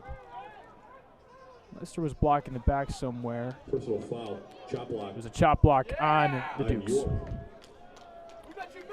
That'll back him up. You know, in that situation, that's where you get coaches really riled up because it's so preventable, and you know it's something that you know a chop block all the way over here in that situation isn't really going to affect the play out too much. So unfortunately, we'll be moving backward. This is about the third or fourth time so far this game we've seen a momentum killer on the offensive side. Certainly makes the job a little bit harder for Max Assad and the Duke offense. So for first and 10 from their own 14 with 9:12 to go in the third quarter. 14-yard line. First down and 10. Trips to the left side. Ayash is the lone receiver down low. Assad goes to the air, has Fred Levens up to the 30-yard line. It'll be a first down for the Dukes. You talked about getting a tight end like Levens involved. There you go. First play for the Duke offense is a strike to Frederick Levens. Yeah, Levens coming right up the middle, separating from his defender, getting wide open, picking up a solid 15, a very important 15. And they get the yards right back from the penalty. Much needed. So up to the 30-yard line after the completion to Frederick Levens from Assad. Now Kastner to the left of Assad. We go back to two wide receivers on each side. Take an eye on McFadden and Ayash down low. Assad fires again. This one unable to be brought in by Levens. Good defense there from the Husky linebackers. You know what it is? Go ahead. Talked about it earlier in the game. Struggling. They're going to struggle throwing across the middle. A very good linebacker, the defensive back in terms of linebacker team. Injury for the Dukes. It is Frederick Levens. We saw him against the Glenbard West game a few weeks ago, kind of walking on that ankle and trying to work it out. Does look to be a lower body injury here as he'll head off to the sideline. You know, I think another matchup to keep an eye on again, you know, that's why he's had such an effective night so far. Ayash, I mean, we have a closer look at it now. Ayash does have the advantage in terms of physicality over Eric McFadden, the cornerback. And right on cue, they switch up that matchup. And Ayash is the lone receiver at the bottom of your screen. Assad back to the air, looking, firing. Has a man! Luke Malaga across the 50-yard line. The ball came out. He will be marked down, and two Huskies are injured on the play. Malaga was blending in with the white, and I didn't even see where that ball was going, but a Husky really shaking up here on the near side. Yeah, well, besides the injury, Malaga showing off the wheels. Assad, a lot of time in the pocket, staying under control, making a good throw. You know, Assad has really taken, in terms of the passing, has really taken control of this York offense. They were all the way, brought back to the 10 because of the penalty. He brings them back to the 30 and now to the 41-yard line of OPRF.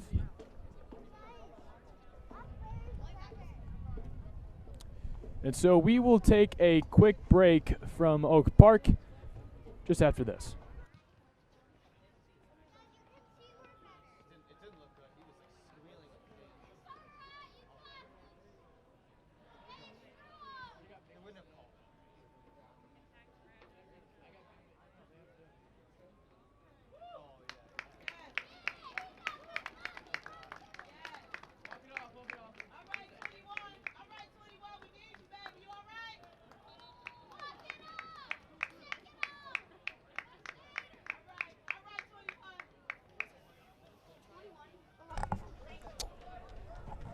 And so now, with the cornerback back up and at him, the Duke offense comes back out. That confidence has certainly carried over to the second half for Assad as he looks, surveys again, fires to Kastner, who checks back into the ball game at the 35 and up front to the 34-yard line. It's turning forward. It looks good. It's an offense that looks good and awfully effective when Max Assad has that confidence. You don't just have to turn to the run game. When Assad is throwing, we talked about it. Contagious is the word. Confidence is the word. It's just effective. And we go back to the receiver on the other end. Kastner, we touch on his rushing game, showing off his ability to catch the ball too.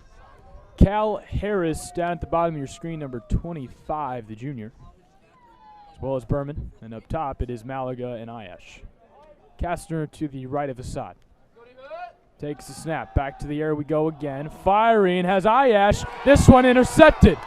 I believe that is Eric McFadden. And he's got some room. So in a situation where you just need points after a 10-10 tie from an OPRF field goal. Max Assad throws the interception, and we will see the OPRF offense. We're talking about how good his passing game's been so far. Just slightly underthrew that a little bit. You know, I think there could have been some miscommunication in terms of the route running there as well. That was, I mean, honestly, I could have been underthrown, but I really do think there was some miscommunication along those lines. But nonetheless, you know, bottom line, it gives OPRF another chance, and that was also a tremendous return. This is, you know, if you're OPRF, you're in a situation where we were saying you can't complain. And Landis sends McFadden in motion. Gives the ball now to Dortch. Demetrius Dortch gets to about the 42-yard line. And it'll be 2nd and 8 with 7:18 to go in the third quarter. Handoff taken up the middle, good for a couple. 2nd down and 8. Right now, you just can't give up anything big here to OPRF. It's coming off of that long kick return. That on the 1 touchdown drive, that long touchdown. Different formation here for the Huskies. This one, another handoff to Dortch. He's met with a whole lot of white jerseys.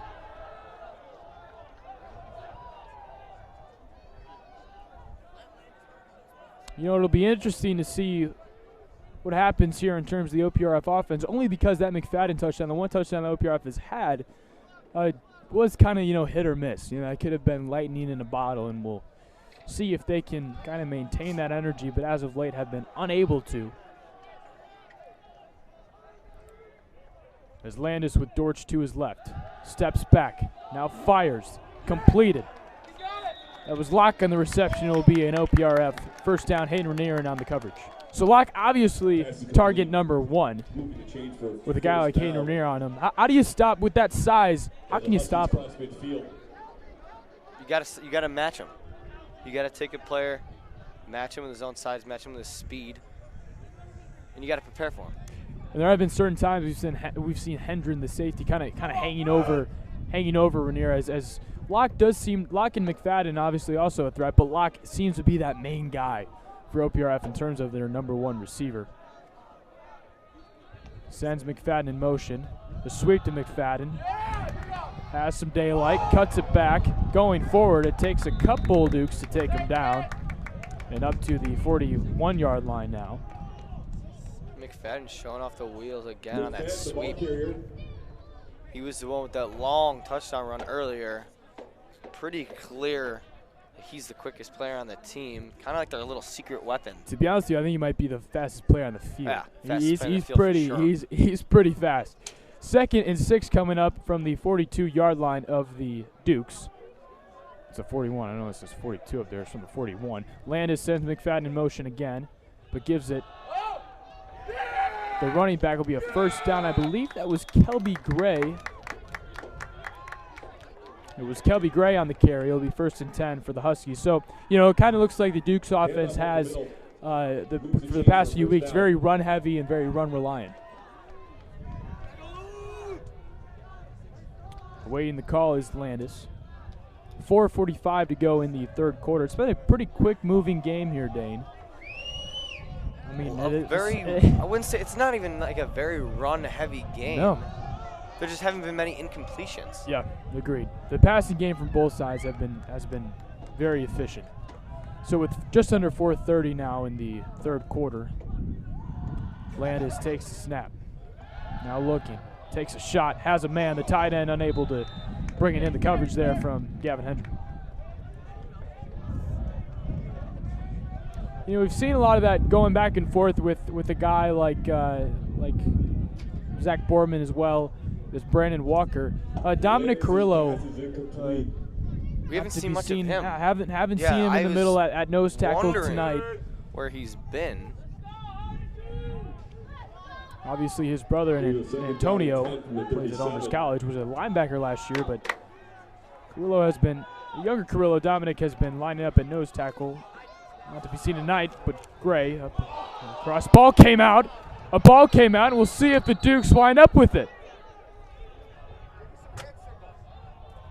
Kelby Green, the ball Based on the reaction of those wearing green and white, I'm going to say no. Kelby Gray managed to jump back. I know, but that's something interesting.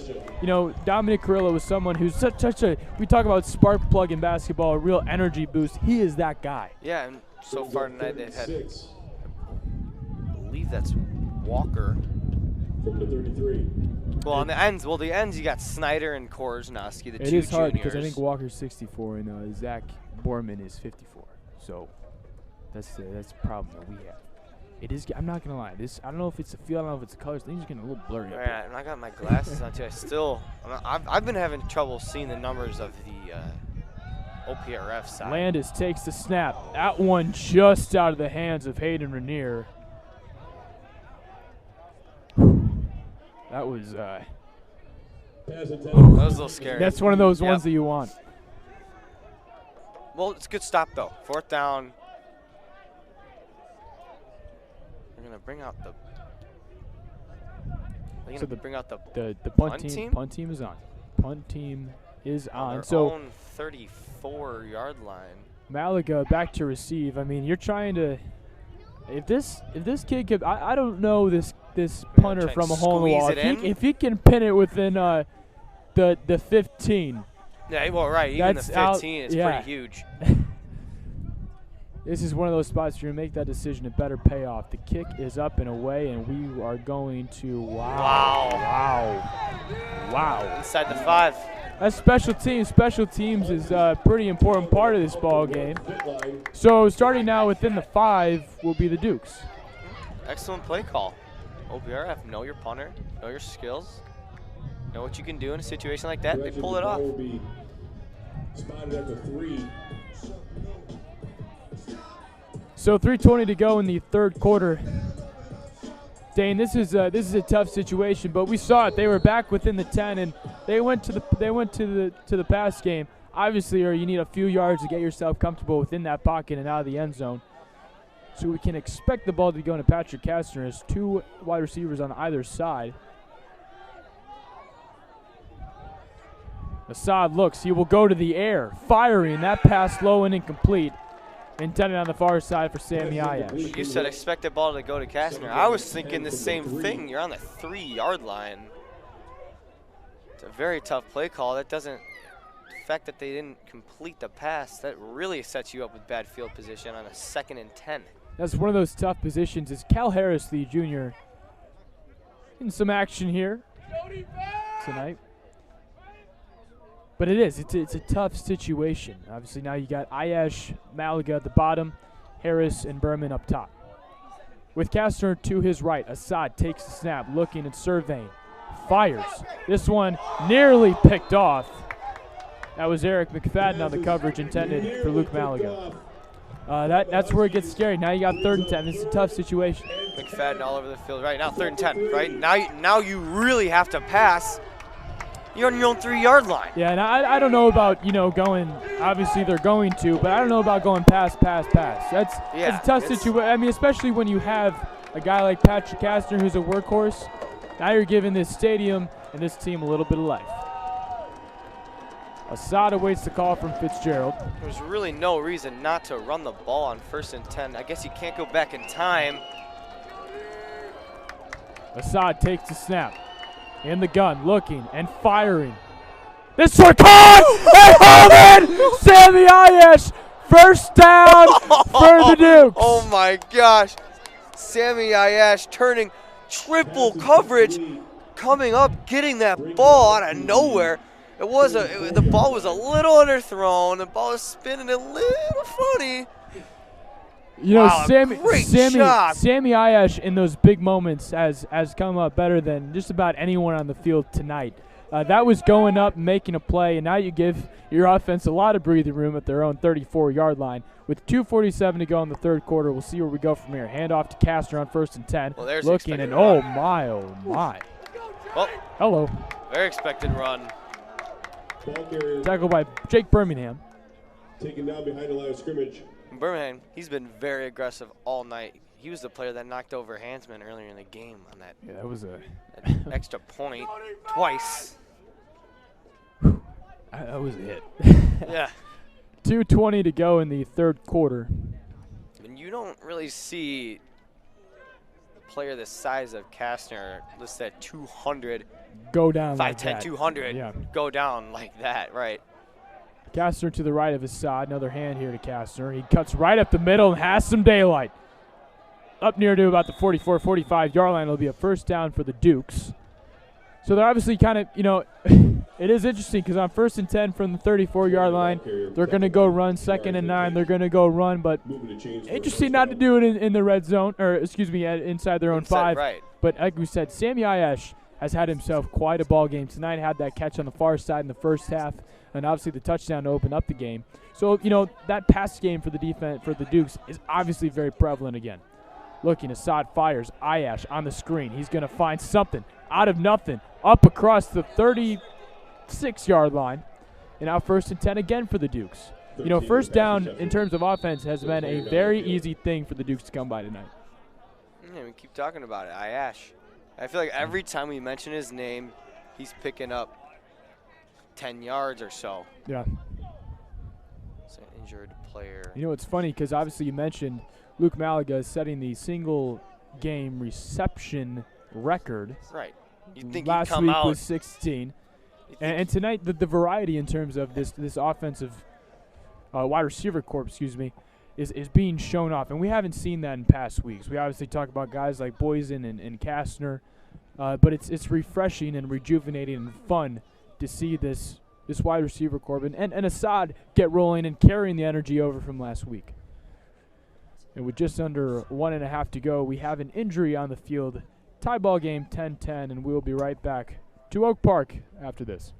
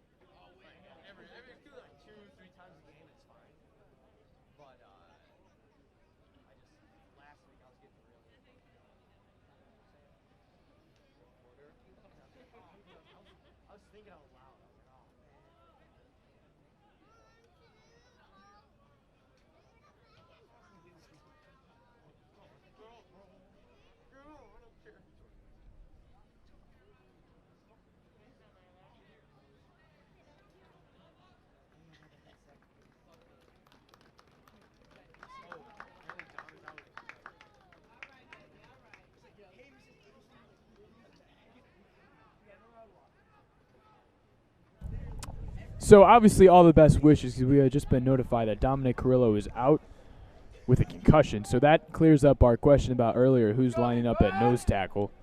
That clears that up because I was actually very confused. So obviously all the best wishes to Dominic Sick'em Bears on behalf of Waco, Texas. God bless that place. With 1:27 to go in the third quarter, the Dukes are at the OPRF 36-yard line, 1st and 10.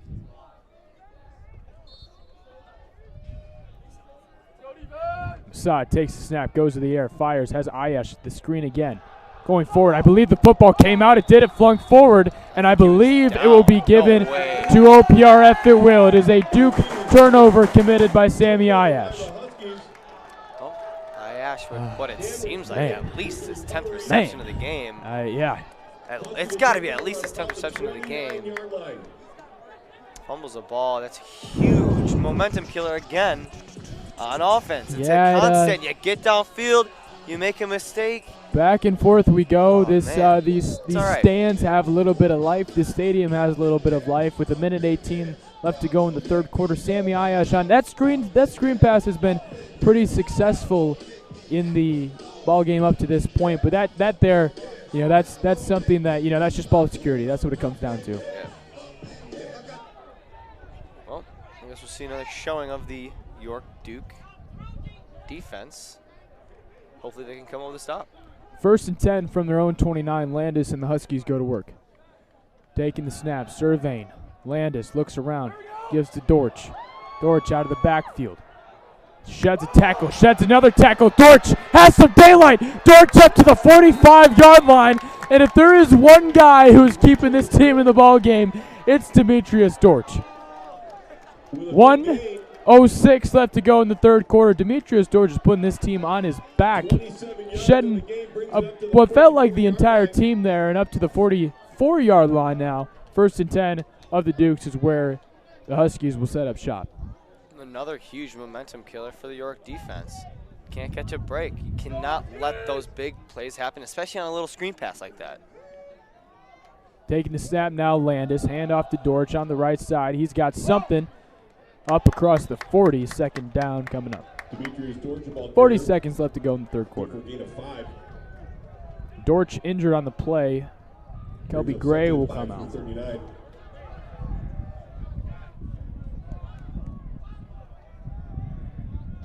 Landis and the Huskies await the call.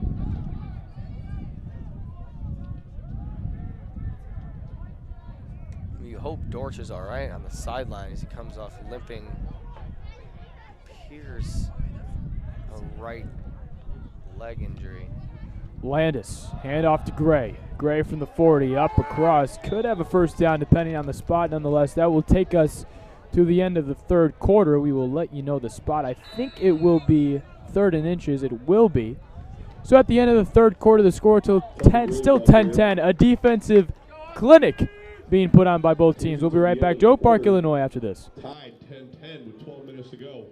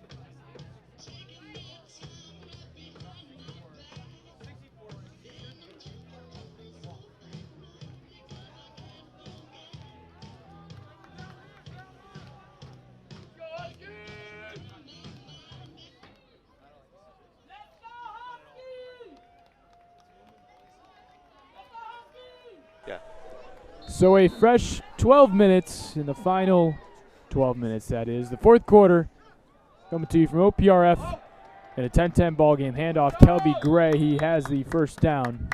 And that's been something, we talk about. We've seen a lot of teams use that.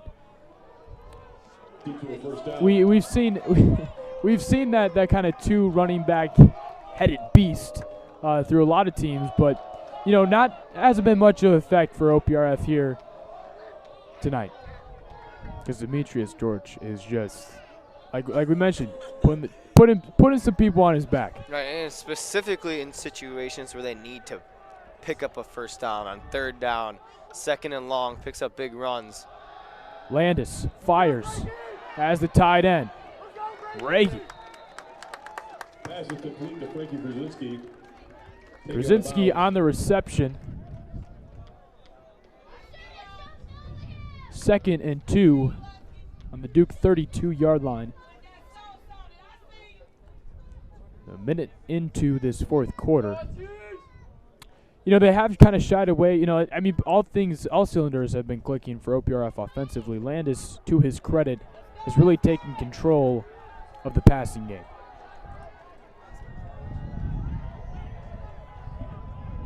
McFadden in the backfield as well with Gray. Landis takes a snap, looking, eyeing a man, end zone, the shot incomplete. Great coverage there. Pass is incomplete. I can't see a number. Is it I think it's Hayden? Is it Hayden Rainier? Rainier on the coverage. Yeah, great job getting his hand through the ball, picking it away, not interfering with the receiver, but also great rush from the York Duke defense as well. Great pressure. Defensive line doing a great job getting to the quarterback. Just a few seconds too late. Landis keeps himself, gives now to Gray. Gray met with a whole lot of green and white. 10 and a half to go in the fourth quarter. numerous Dukes in on the stop. It will now be Loss of 1. 4th and 3. Decision Half time. the team was down on that tackle. Sideline loved it. That'll bring up a solid 4th and I would about love to see another line 3. drive. I mean, I wish we were at like the 10-yard line. I could see another line drive field goal here. I would love to see it, but No, then we'd be losing. well, no, I just want to see See it the happen. kick Yeah, actually exactly. go up. Yeah, right, exactly. Right. So 9:50 to go in the ball game. Landis with an empty backfield on 4th and 3. 25-yard line of the Duke. Sends a man in motion. That's Gray. He'll keep it himself. And he's met with everybody. The whole defensive line, including Hayden Renier, Matthew Cavanaugh, Tyler Pachilo, Gavin Hendrick, Jalen Jones, Jeffrey Cognalise, David Locke, and Zach Borman all in on the tackle. 10 minutes to go. Well, that's a huge momentum switch right there. Seriously. That's great. 9 minutes, 38 seconds left. You just got to get back out there on offense, settle down, set some tempo, gain some momentum, just kind of nibble your way downfield. You don't have to get huge plays, 4, 5 yards here and there. That's all it takes. Assad now with Kastner to his right. Takes a snap, handoff, Kastner. Looking. Turning upfield, it'll be, I have to imagine a holding call will come out here as the penalty marker flies. Short gain on the run, however, the penalty marker So on it the play. seems to be coming on Sammy Ayash. And it, come on. Oh, we have a call? Do we have a call? Come on. The ref Come on. Oh, man. Dang, made this a is the stuff. holding. There we go. Thank you. Yeah. All right, so that one came, I believe, against Sammy Ayash with 9.5 to go. Oh, it was a block in the back. That was not on Ayash. That was 55. That's even worse. It was the offensive lineman. Sorry, it's getting Gonna real send cold. it back. Rowan I believe. Dagray Block in the Sin. back. That's 10 yards. Black right? on the Yep. back. So, yeah, it will be 1st and 23.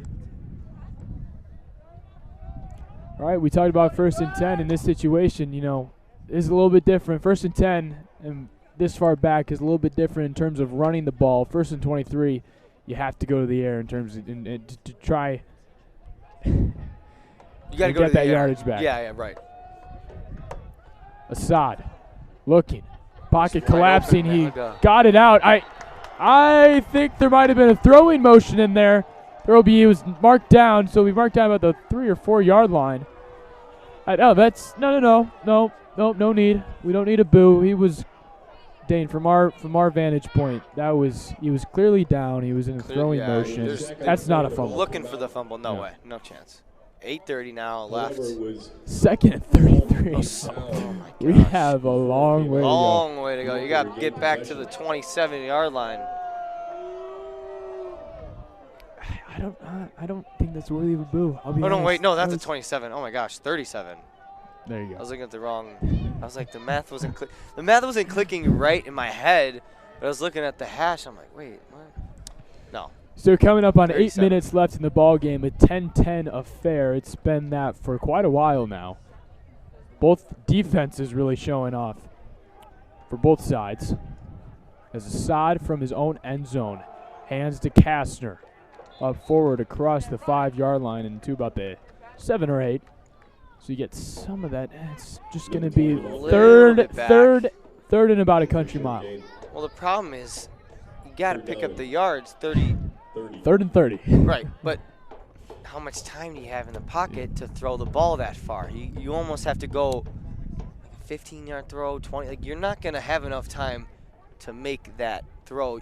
You're going to have to pick up yards after the reception. And as we said, both of these defenses doing quite a job of not only in coverage, but really getting to the quarterback and putting some pressure on. So 3rd and 30, 7:15 to go. Assad looking.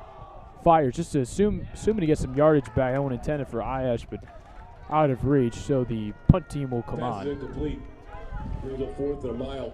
York will punt. Man, this is Dane. This is a situation where you just wish you didn't find yourself in. No, not at all. 7:09 left.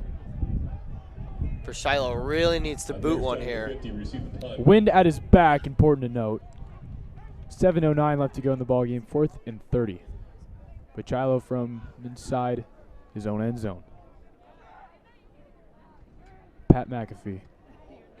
The boot. That was actually a great kick. Nearly bobbled. Thorch lost the football. The football is out. Oh my. We both saw the same thing. Come on. Oh, I believe that was Lord. Rainier who was there as he made the catch. You saw Dortch bobble it, and you thought, maybe. And boom. Oh, man. Rainier was there. Hold on, important to note, there is a when that hat flies, that counts as a flag. We'll see what the call is. This could be pretty big. We need a mic on these refs. There's a holding on the Dukes. Wow.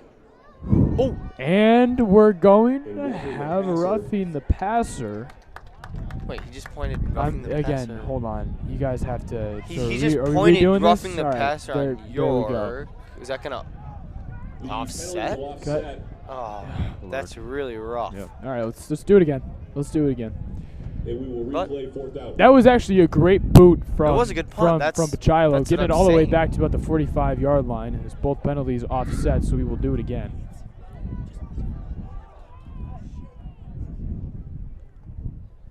.7:01 left to go in the ball game. 10-10, 4th and 30. Shiloh yet again from his own end zone after both penalties offset.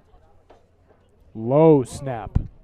The kick much shorter than the first one. The fair catch from Dortch. All right, so you want to test the defense. This is a testing. 6:54 left to go in the ball game. You think they can do it? We got to stop the run game. No.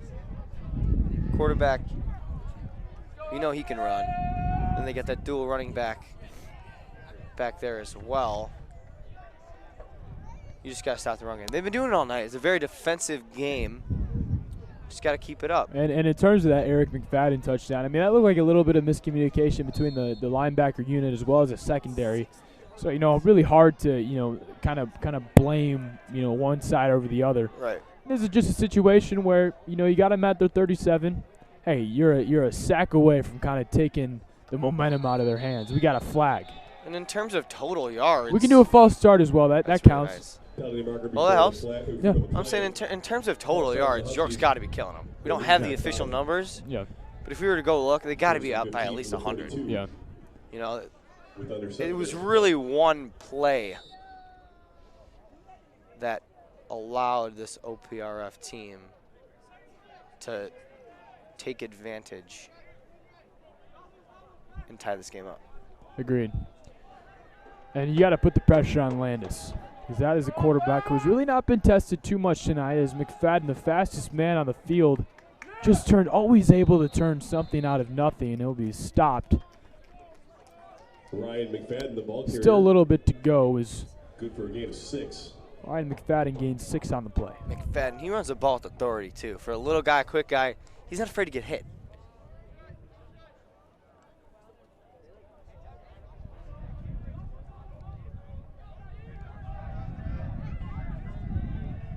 .6:20 to go in the ball game. Landis looks, fires. I don't think he got anything down. He didn't. Pass is ruled incomplete. Oh, another. York catches another break. 6:16 left. Can breathe a little bit.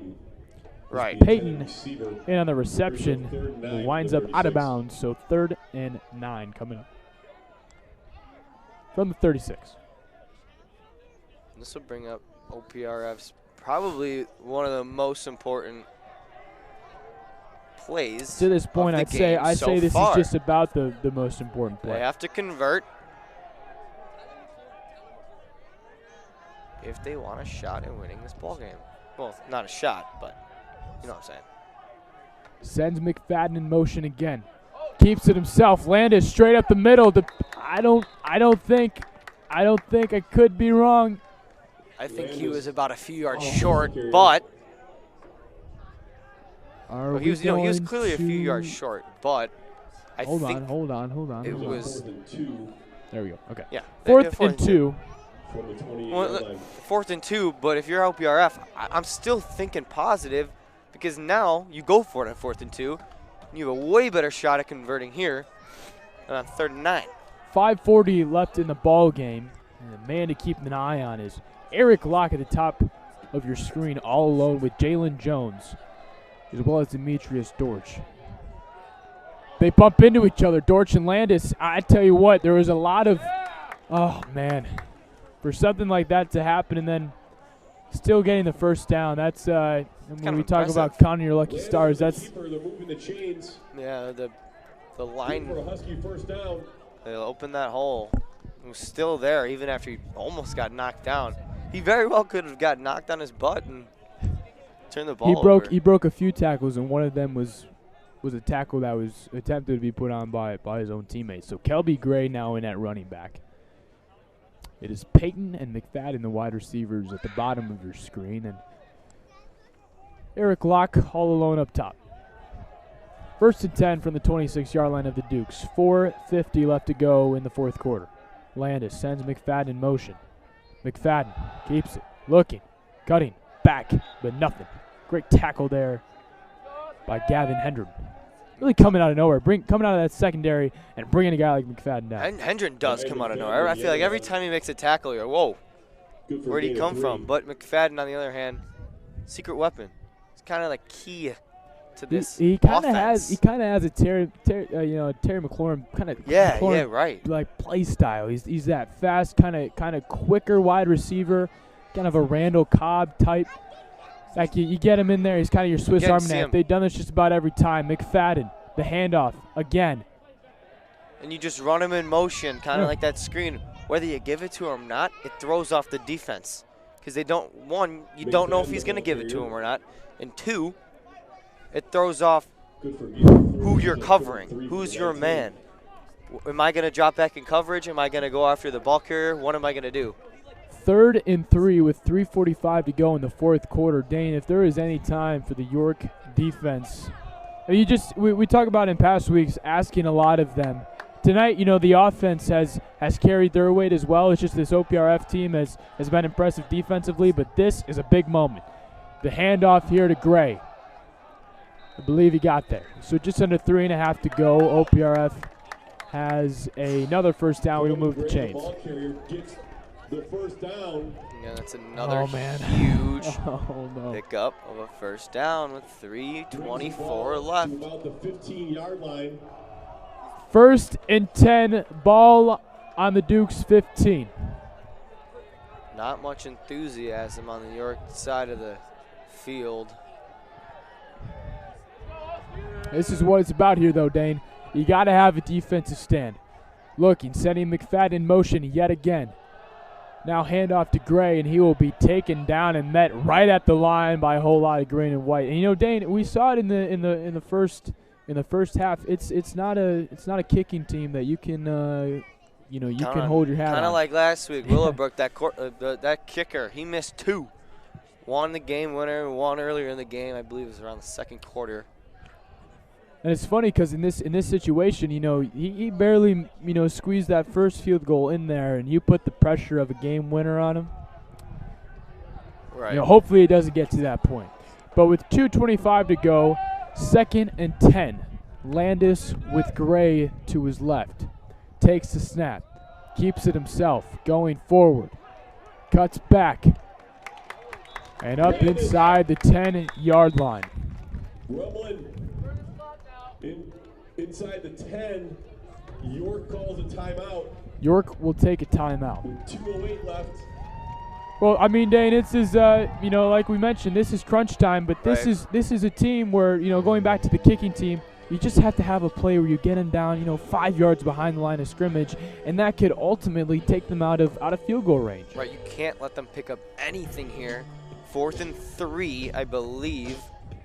Yeah, you can't let them pick up anything. Because even if you give them like a 4th and 1, yeah, you kind of think they're gonna pound exactly. it. Exactly, third and 3, right, and you'll have if you have 4th and 1, 4th and 2, a guy like Gray is gonna go up there and do everything he can to fight for the extra yards. So this is definitely these is a couple big plays coming up with 2:08 left to go in the ball game.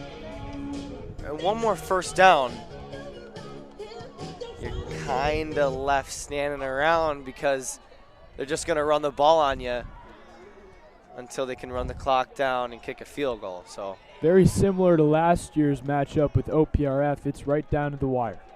2:08 left to go in the ball game. 10-10, 3rd and 3. OPRF from the Duke 9. Sends. Expect the run. There it is. Landis straight up the middle. Has a touchdown. OPRF takes the lead. Oh my goodness. Well, I guess I didn't see that coming. The quarterback keeper up the middle. Nobody was there to stop him. That's going to put the Huskies on top, 16-10, pending the extra point. Well, so interesting now because you really have to turn to the passing game with 2:03 to go. You know, you mentioned last drive about taking your time, kind of burning out the clock. You got 2 minutes here. This is going to be a very, very tough feat to accomplish. We'll see if they can do it. This extra point on the way. We got it. Hayden Rainier and Jones were both there nearly to get the block, but, well, 2:03 left. So, I was going to say 2:03 to go offensively. Let's say you're setting up shop at about the 25, 30-yard line, depending on the return. Who's a wide receiver you're turning to? Obviously, you're going to have Ayash at your disposal. You're going to have Malaga at your disposal. Are you turning to only guys like that, or is now a time to kind of get guys like Berman involved, guys who haven't maybe caught as many balls as you'd expect here? I'm looking toward all my receivers, especially Fred and Fred Levins and Aaron Berman, who haven't gotten the ball much at all this game. I think right now they might be your secret weapon. Because if I'm a Huskies coach, I think by now I would have figured out a way to stop Sammy Ayash. He had at least 10 catches. Don't know the exact number. All over the field, catching balls all over your team. But then again, Malaga, he's your other player, your secret weapon.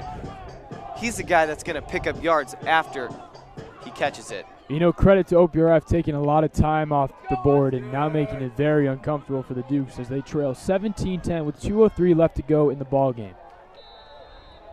Malaga and Kastner back to receive.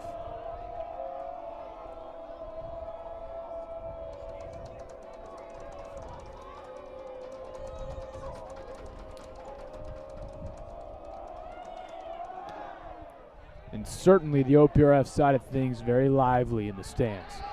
Fielded by Malaga, churning upfield, finds a few cuts, and that's not a bad place to start. 30-yard line, a very promising start here as 1:55 to go. All right, so obviously this is it's a tough call. This is because you know you need a lot of yards. Cal Harris is the wide receiver number 25 who's out there.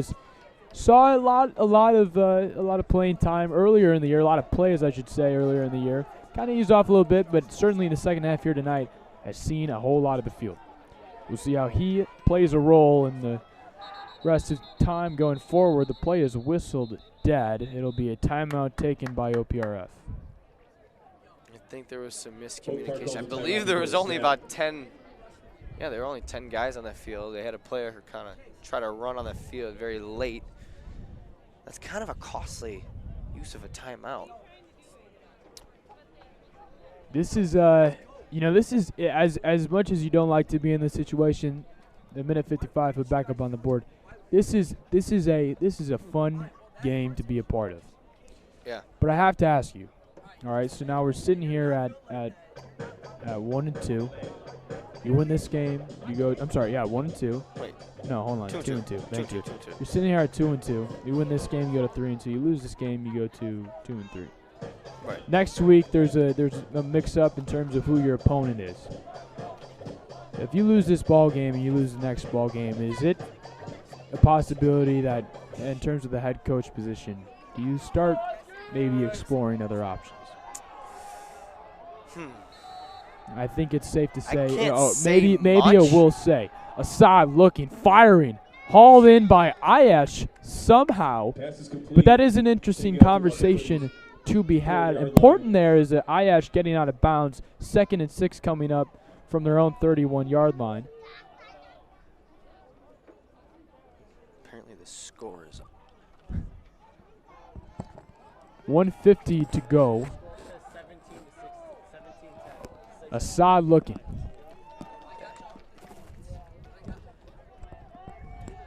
Waits for the signal. Down by 7, needs a touchdown. Taking the snap, looking. Assad firing. This one incomplete. Intended for Ayash. No, it's not a huge deal breaker. He would have, if he were to catch that ball inbounds, clock would have ran. Not a huge deal. Only issue is it brings up 3rd and about 7. Minute 46 left. 3rd and 7 from their own 34. Cal Harris and Aaron Berman are at the bottom of your screen. It is Luke Malaga and Sammy Ayash up top. Kastner to the right of Assad. Taking the snap. Assad looking, firing, has Kastner. Kastner goes forward, still moving, barreling up to about their own 49, across midfield into the 50. 1 minute 38 left to go. Everyone hustles, everyone hurries, and we keep rolling. Great job getting upfield. Clock doesn't run that much because he got the first down, the chains move, the clock stops for a little bit. Assad fires, tackled by his head was Malaga. We approach a minute and 20 at the 45-yard line. Dang, this is an injured Husky on the play. It's almost like he stood up and just fell down. I do think he was cramping up earlier. Oh, that's so painful. Very painful. That's the worst pain. But I was saying, I'm not. It's hard to do. You know, it's hard coaching. From in a year like this is so hard. So and difficult. You have to give credit. You don't know what to prepare for. No. Every game, you don't know if you're going to play, the COVID thing. You know, you're preparing for so many different things. Off-season preparation was on Zoom. Yeah, agreed. And you know, we talked about it in basketball. A perfect example of that is the Texas philosophy. The University of Texas. Obviously firing a guy like Tom Herman, who's a very sought-after coaching candidate, and firing after a year of playing football within a pandemic. So I think that's so important and so crucial to note. It's been so hard to prepare for a season like this, and to be in a game like this with this much excitement is a lot to put on anybody, and then you put a pandemic. All right, again, 1:17 left. Assad takes a snap, fires. That one was tipped at the line. 3rd down coming up now, minute 12. Again, got to look to the air. Well, if you're OPR defense, who are you most worried about getting a big, pass or making something big happen? You know, as of late, I know he hasn't, corralled as many catches or made as many highlight grabs as we saw in the first half. I think you got to look at a guy like Sammy Ayash still. Kastner to the left of Assad. Assad looking, taking the snap, firing, has Ayash. I believe he dropped the football. They will mark it incomplete. So 4th and 5 now with the minute 5. Well, again, that's probably better that he dropped it, since it would have been a tackle for a loss and the clock would have ran. But all right, Dane, 5. If there's one thing we've learned tonight, it's never say never. When the Dukes were within their own 5-yard line, Assad threw a lob to Ayash for the first down that got them from the 10-yard line to the 30. Now with a minute 5, 4th and 5 from the OPR-F 45 with a 1 minute and 5 seconds remaining in the ball game. 17-10, OPR-F leads. Cal Harris at the bottom of your screen, Aaron Berman, and at the top, Luke Malaga and Sammy Ayash. Kastner to the right of Assad. Assad steps back, looking, survey, fires, has Berman. Did he reach for the first down? I think he got it. I think he might have. So close. I think he might have. I think he got it. His hand, it looked like his hand reached across the plane. A play. I tell you what.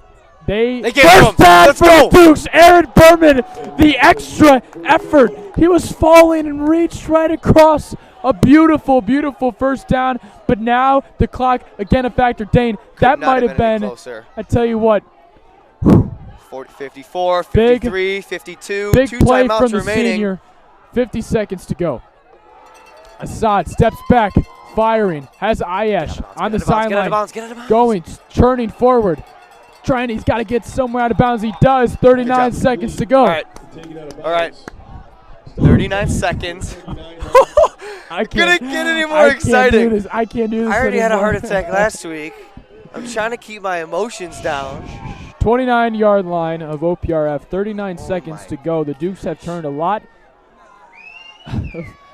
Something out of nothing. Aaron Berman. That was a great play to stretch the senior, stretching for the first down by that much. 29-yard line. Assad taking the snap. Fires end zone. Luke Marica. Touchdown! Oh my goodness! Luke Marica! Hello, Cornell! Oh my goodness! Oh my God. We're getting the dirtiest legs, dude. Oh my goodness. Oh my God. Oh my no. God. Holy Lord. Dane, I just had all of Oak Park look in my direction. Oh, write that down. Hello, Cornell. We're going to speed to the parking lot before they get us. Oh my God. Max Assad threw a zipper of a pass. Dane, I just blew out of my can't talk anymore. I'm done. I'm done. I cannot believe how wide open he was. Yeah, he was so isolated. The zone coverage, they didn't pick up on him. He had a guy who was left, a guy who was right, but no one within at least 5-10 feet. Dane, wide open. We have our offense still out there. Are we going to entertain the idea? Go for it. Wow. Dane. All right, Gavin. All right. You had a heart attack, and I lost my vocal cords. Are you serious? Oh, my God. Real quick. Holy cow. Real quick. All right. I know my answer. What are you doing? Are you going for one? Are you going for the field goal, or are you going for two? I know my answer. Here's the problem. Oh, Lord, I need water or something. I don't know if you have to look at – here's the thing here. I think if you kick a field goal, this is why we're not down on the sideline. If you are in this situation, if you kick the field goal here, you got to be worried about and make it. Right, you have to be worried about. Hold on here. Are we? Yeah. Okay. You're gonna have to be worried about, OPRF coming back and catching momentum, whether that be in overtime or in the final 33 seconds. What I say doesn't matter because we're going to be going for two. My answer, I'm going for two. I know my dad's at home screaming at the TV right now to go for two. And that's what they're doing. Wow. Max Assad, yet again, looking, firing. God, touchdown! The Dukes lead! Hello, Cornell University! Luke Malaga for the lead. 18-17, the Dukes now lead. Let's go. Hello. Malaga picking up the touchdown, getting the extra point. Goodness. Dane, we talked about it. 1 minute and 5 seconds remaining. I'm going to be honest, Dane, it felt like all hope was lost. But I tell you what, Max Assad, a few zippers. All credit to Aaron Berman stretching for that first down. Wow. 33 more seconds up to this point. Everything that's happened, fantastic. 33 seconds left still yet, but I'm speechless. Oh, God. Now you got to turn to the defense for, 2-3 plays? Obviously, you can't let another kick return like that happen. Obviously, they'll probably do a little square Man, kick, that was so exciting, but I am still just as uncomfortable as I was with 1 minute and 5 seconds to go.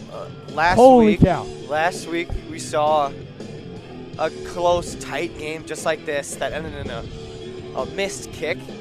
This week, we're able to see the offense come out here, and they were the ones that win the game. Last week, we saw the defense win the game. This week, the offense.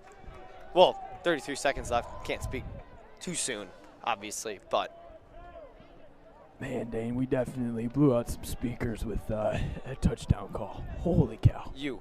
No, it was you too. You yelled. Okay, fine. You yelled. You're right. 33.6 seconds to go. When play resumes, Dukes lead 18-17. Received the kickoff. That was the guts. That was so it wasn't the the greatest call to go for two. Such a great play call, too. Knowing Malaga that would get open like that. You talk about every call within a drive mattering. That was just about as good as it gets. Now Max hands him a kick. He'll squib to try and take some time off the clock. 32.9 seconds to go. Wow. I'm still like. We got 32 seconds left. 3 seconds ran off the clock on that on the kickoff. It'll probably set up. I mean, if they're passing the ball, I mean, you could get off. If you get a few first downs, you could get off even close to somewhat. You got 2 timeouts left for OPRF. Depending if you could get out of bounds, like 4 plays. It will certainly be interesting to see who OPRF goes to in this situation. 32 seconds remaining. Firing that pass way low. Landis' pass is incomplete. Well, we saw some quarterback troubles with OPRF early on in this game. I'm wondering if Landis is going to have the clutch ability, the senior quarterback. That was a fun word. To, well, what did I say? I already forgot. Clutch ability. I think clutch you just ability. put Did 2. I say clutch ability? Landis takes the snap, looking, pocket collapsing. Landis will give now to Dortch. Dortch up across the 35 and out of bounds. Smart play to the 39-yard line. 21 seconds to go. Great job by Jones. Forcing him out of bounds. Well, actually, I guess you don't want to force him out of bounds. But being there, coming all the way across the field, that's another player we haven't talked about much. He could turn that on the Jets. No doubt. Landis takes the snap again. Looking, firing near side. This one hauled in by Peyton. Got to worry about the clock. I don't think he was marked. I don't think he was out of bounds. I don't know about that. They're gonna whoa, whoa, whoa, Why is the clock not running? Whoa. Timeout taken by OPRF. I don't know about that one because he was definitely not out of bounds when he was down. I think that's why he took the timeout, knowing that the clock was going to start to run. Man. It's all right. 15.5 seconds remain. Duke's up 1. Ball placed on the Huskies' own 49-yard line. I'm doing most of the talking now because. No, I'm good. I'm fine. Your voice all good now? Yeah, I'm okay. You seem a little bit out of it now. I was out of it in the beginning. Yeah, now I'm out of it. Zoned in. Well, it's just one of those things, and that's where, 33 seconds left. You kind of take those last 33 seconds for granted. Right. And you don't want to. You totally forgot that wasn't the end of the game. You have to be on edge. I mean, if this is the end of the game, you and I are talking, okay, blah, blah, blah. All right, good night. See you later. I got a big word. No, you exerted there you go. all of your energy. There you go. I bought into a moment. Exerted. I bought into a moment. I bought into a moment. I feel like my science teacher. Exerted. Landis again to take the snap. Sends McFadden in motion. Landis looking. Pocket collapsing. Fires. Has McFadden up across to the 42-yard line of the Dukes. 10 seconds to go. Great job getting out of bounds. First down. Crossing midfield. I mean, they got about the 41. Depending on if they get out of bounds, they got about even 3 more plays left. Well, maybe about 2 more completions left, with 1 timeout remaining as well. Keep in mind now, depending on where this ball is thrown here in this next play, a field goal does win it. Landis takes the snap. Looking. Now firing that one way low. The pressure put on there by Nolan Korzanowski as well as Brandon Walker. I think you just really got to hold him outside of 7 seconds. 15, 7 20-yard seconds. line. Dane, you and I both know where this is going. I think anyone who knows the sport of football knows where this thing is at. 7 seconds left to go. Not too much faith in the kicking team as we might imagine, based on the kick we saw earlier. I don't even see a kicker warming up on the sideline either. Here we go. This is what makes it fun. Landis. Far side. Looking, firing. Deep George ball. Jones. That's it. That's it. They're going to win the football game. It's over. Good night, Oak Park. The Dukes have sealed the deal and will head home, winning 18-17 and improving to 3-2. I tell you what a fun game, and you see the classiness between the two teams here. Always a fun game, always producing. This rivalry always producing. I mean, that was just about, we can mark that one down as a classic. That was a fun game. That was awesome. That was a great game, competitive game, a very defensive game from the Dukes, and that will lead them, as they point toward a few of the parents sitting outside of the gate, that'll lead to a great last game. Not really quite sure who we're playing. There's a few teams in mind. Yeah, so Nothing's next week was supposed to be against Proviso West. That will not happen. I believe that's because of COVID and a few other issues. But forget next week. Let's talk about tonight. I'll tell you what.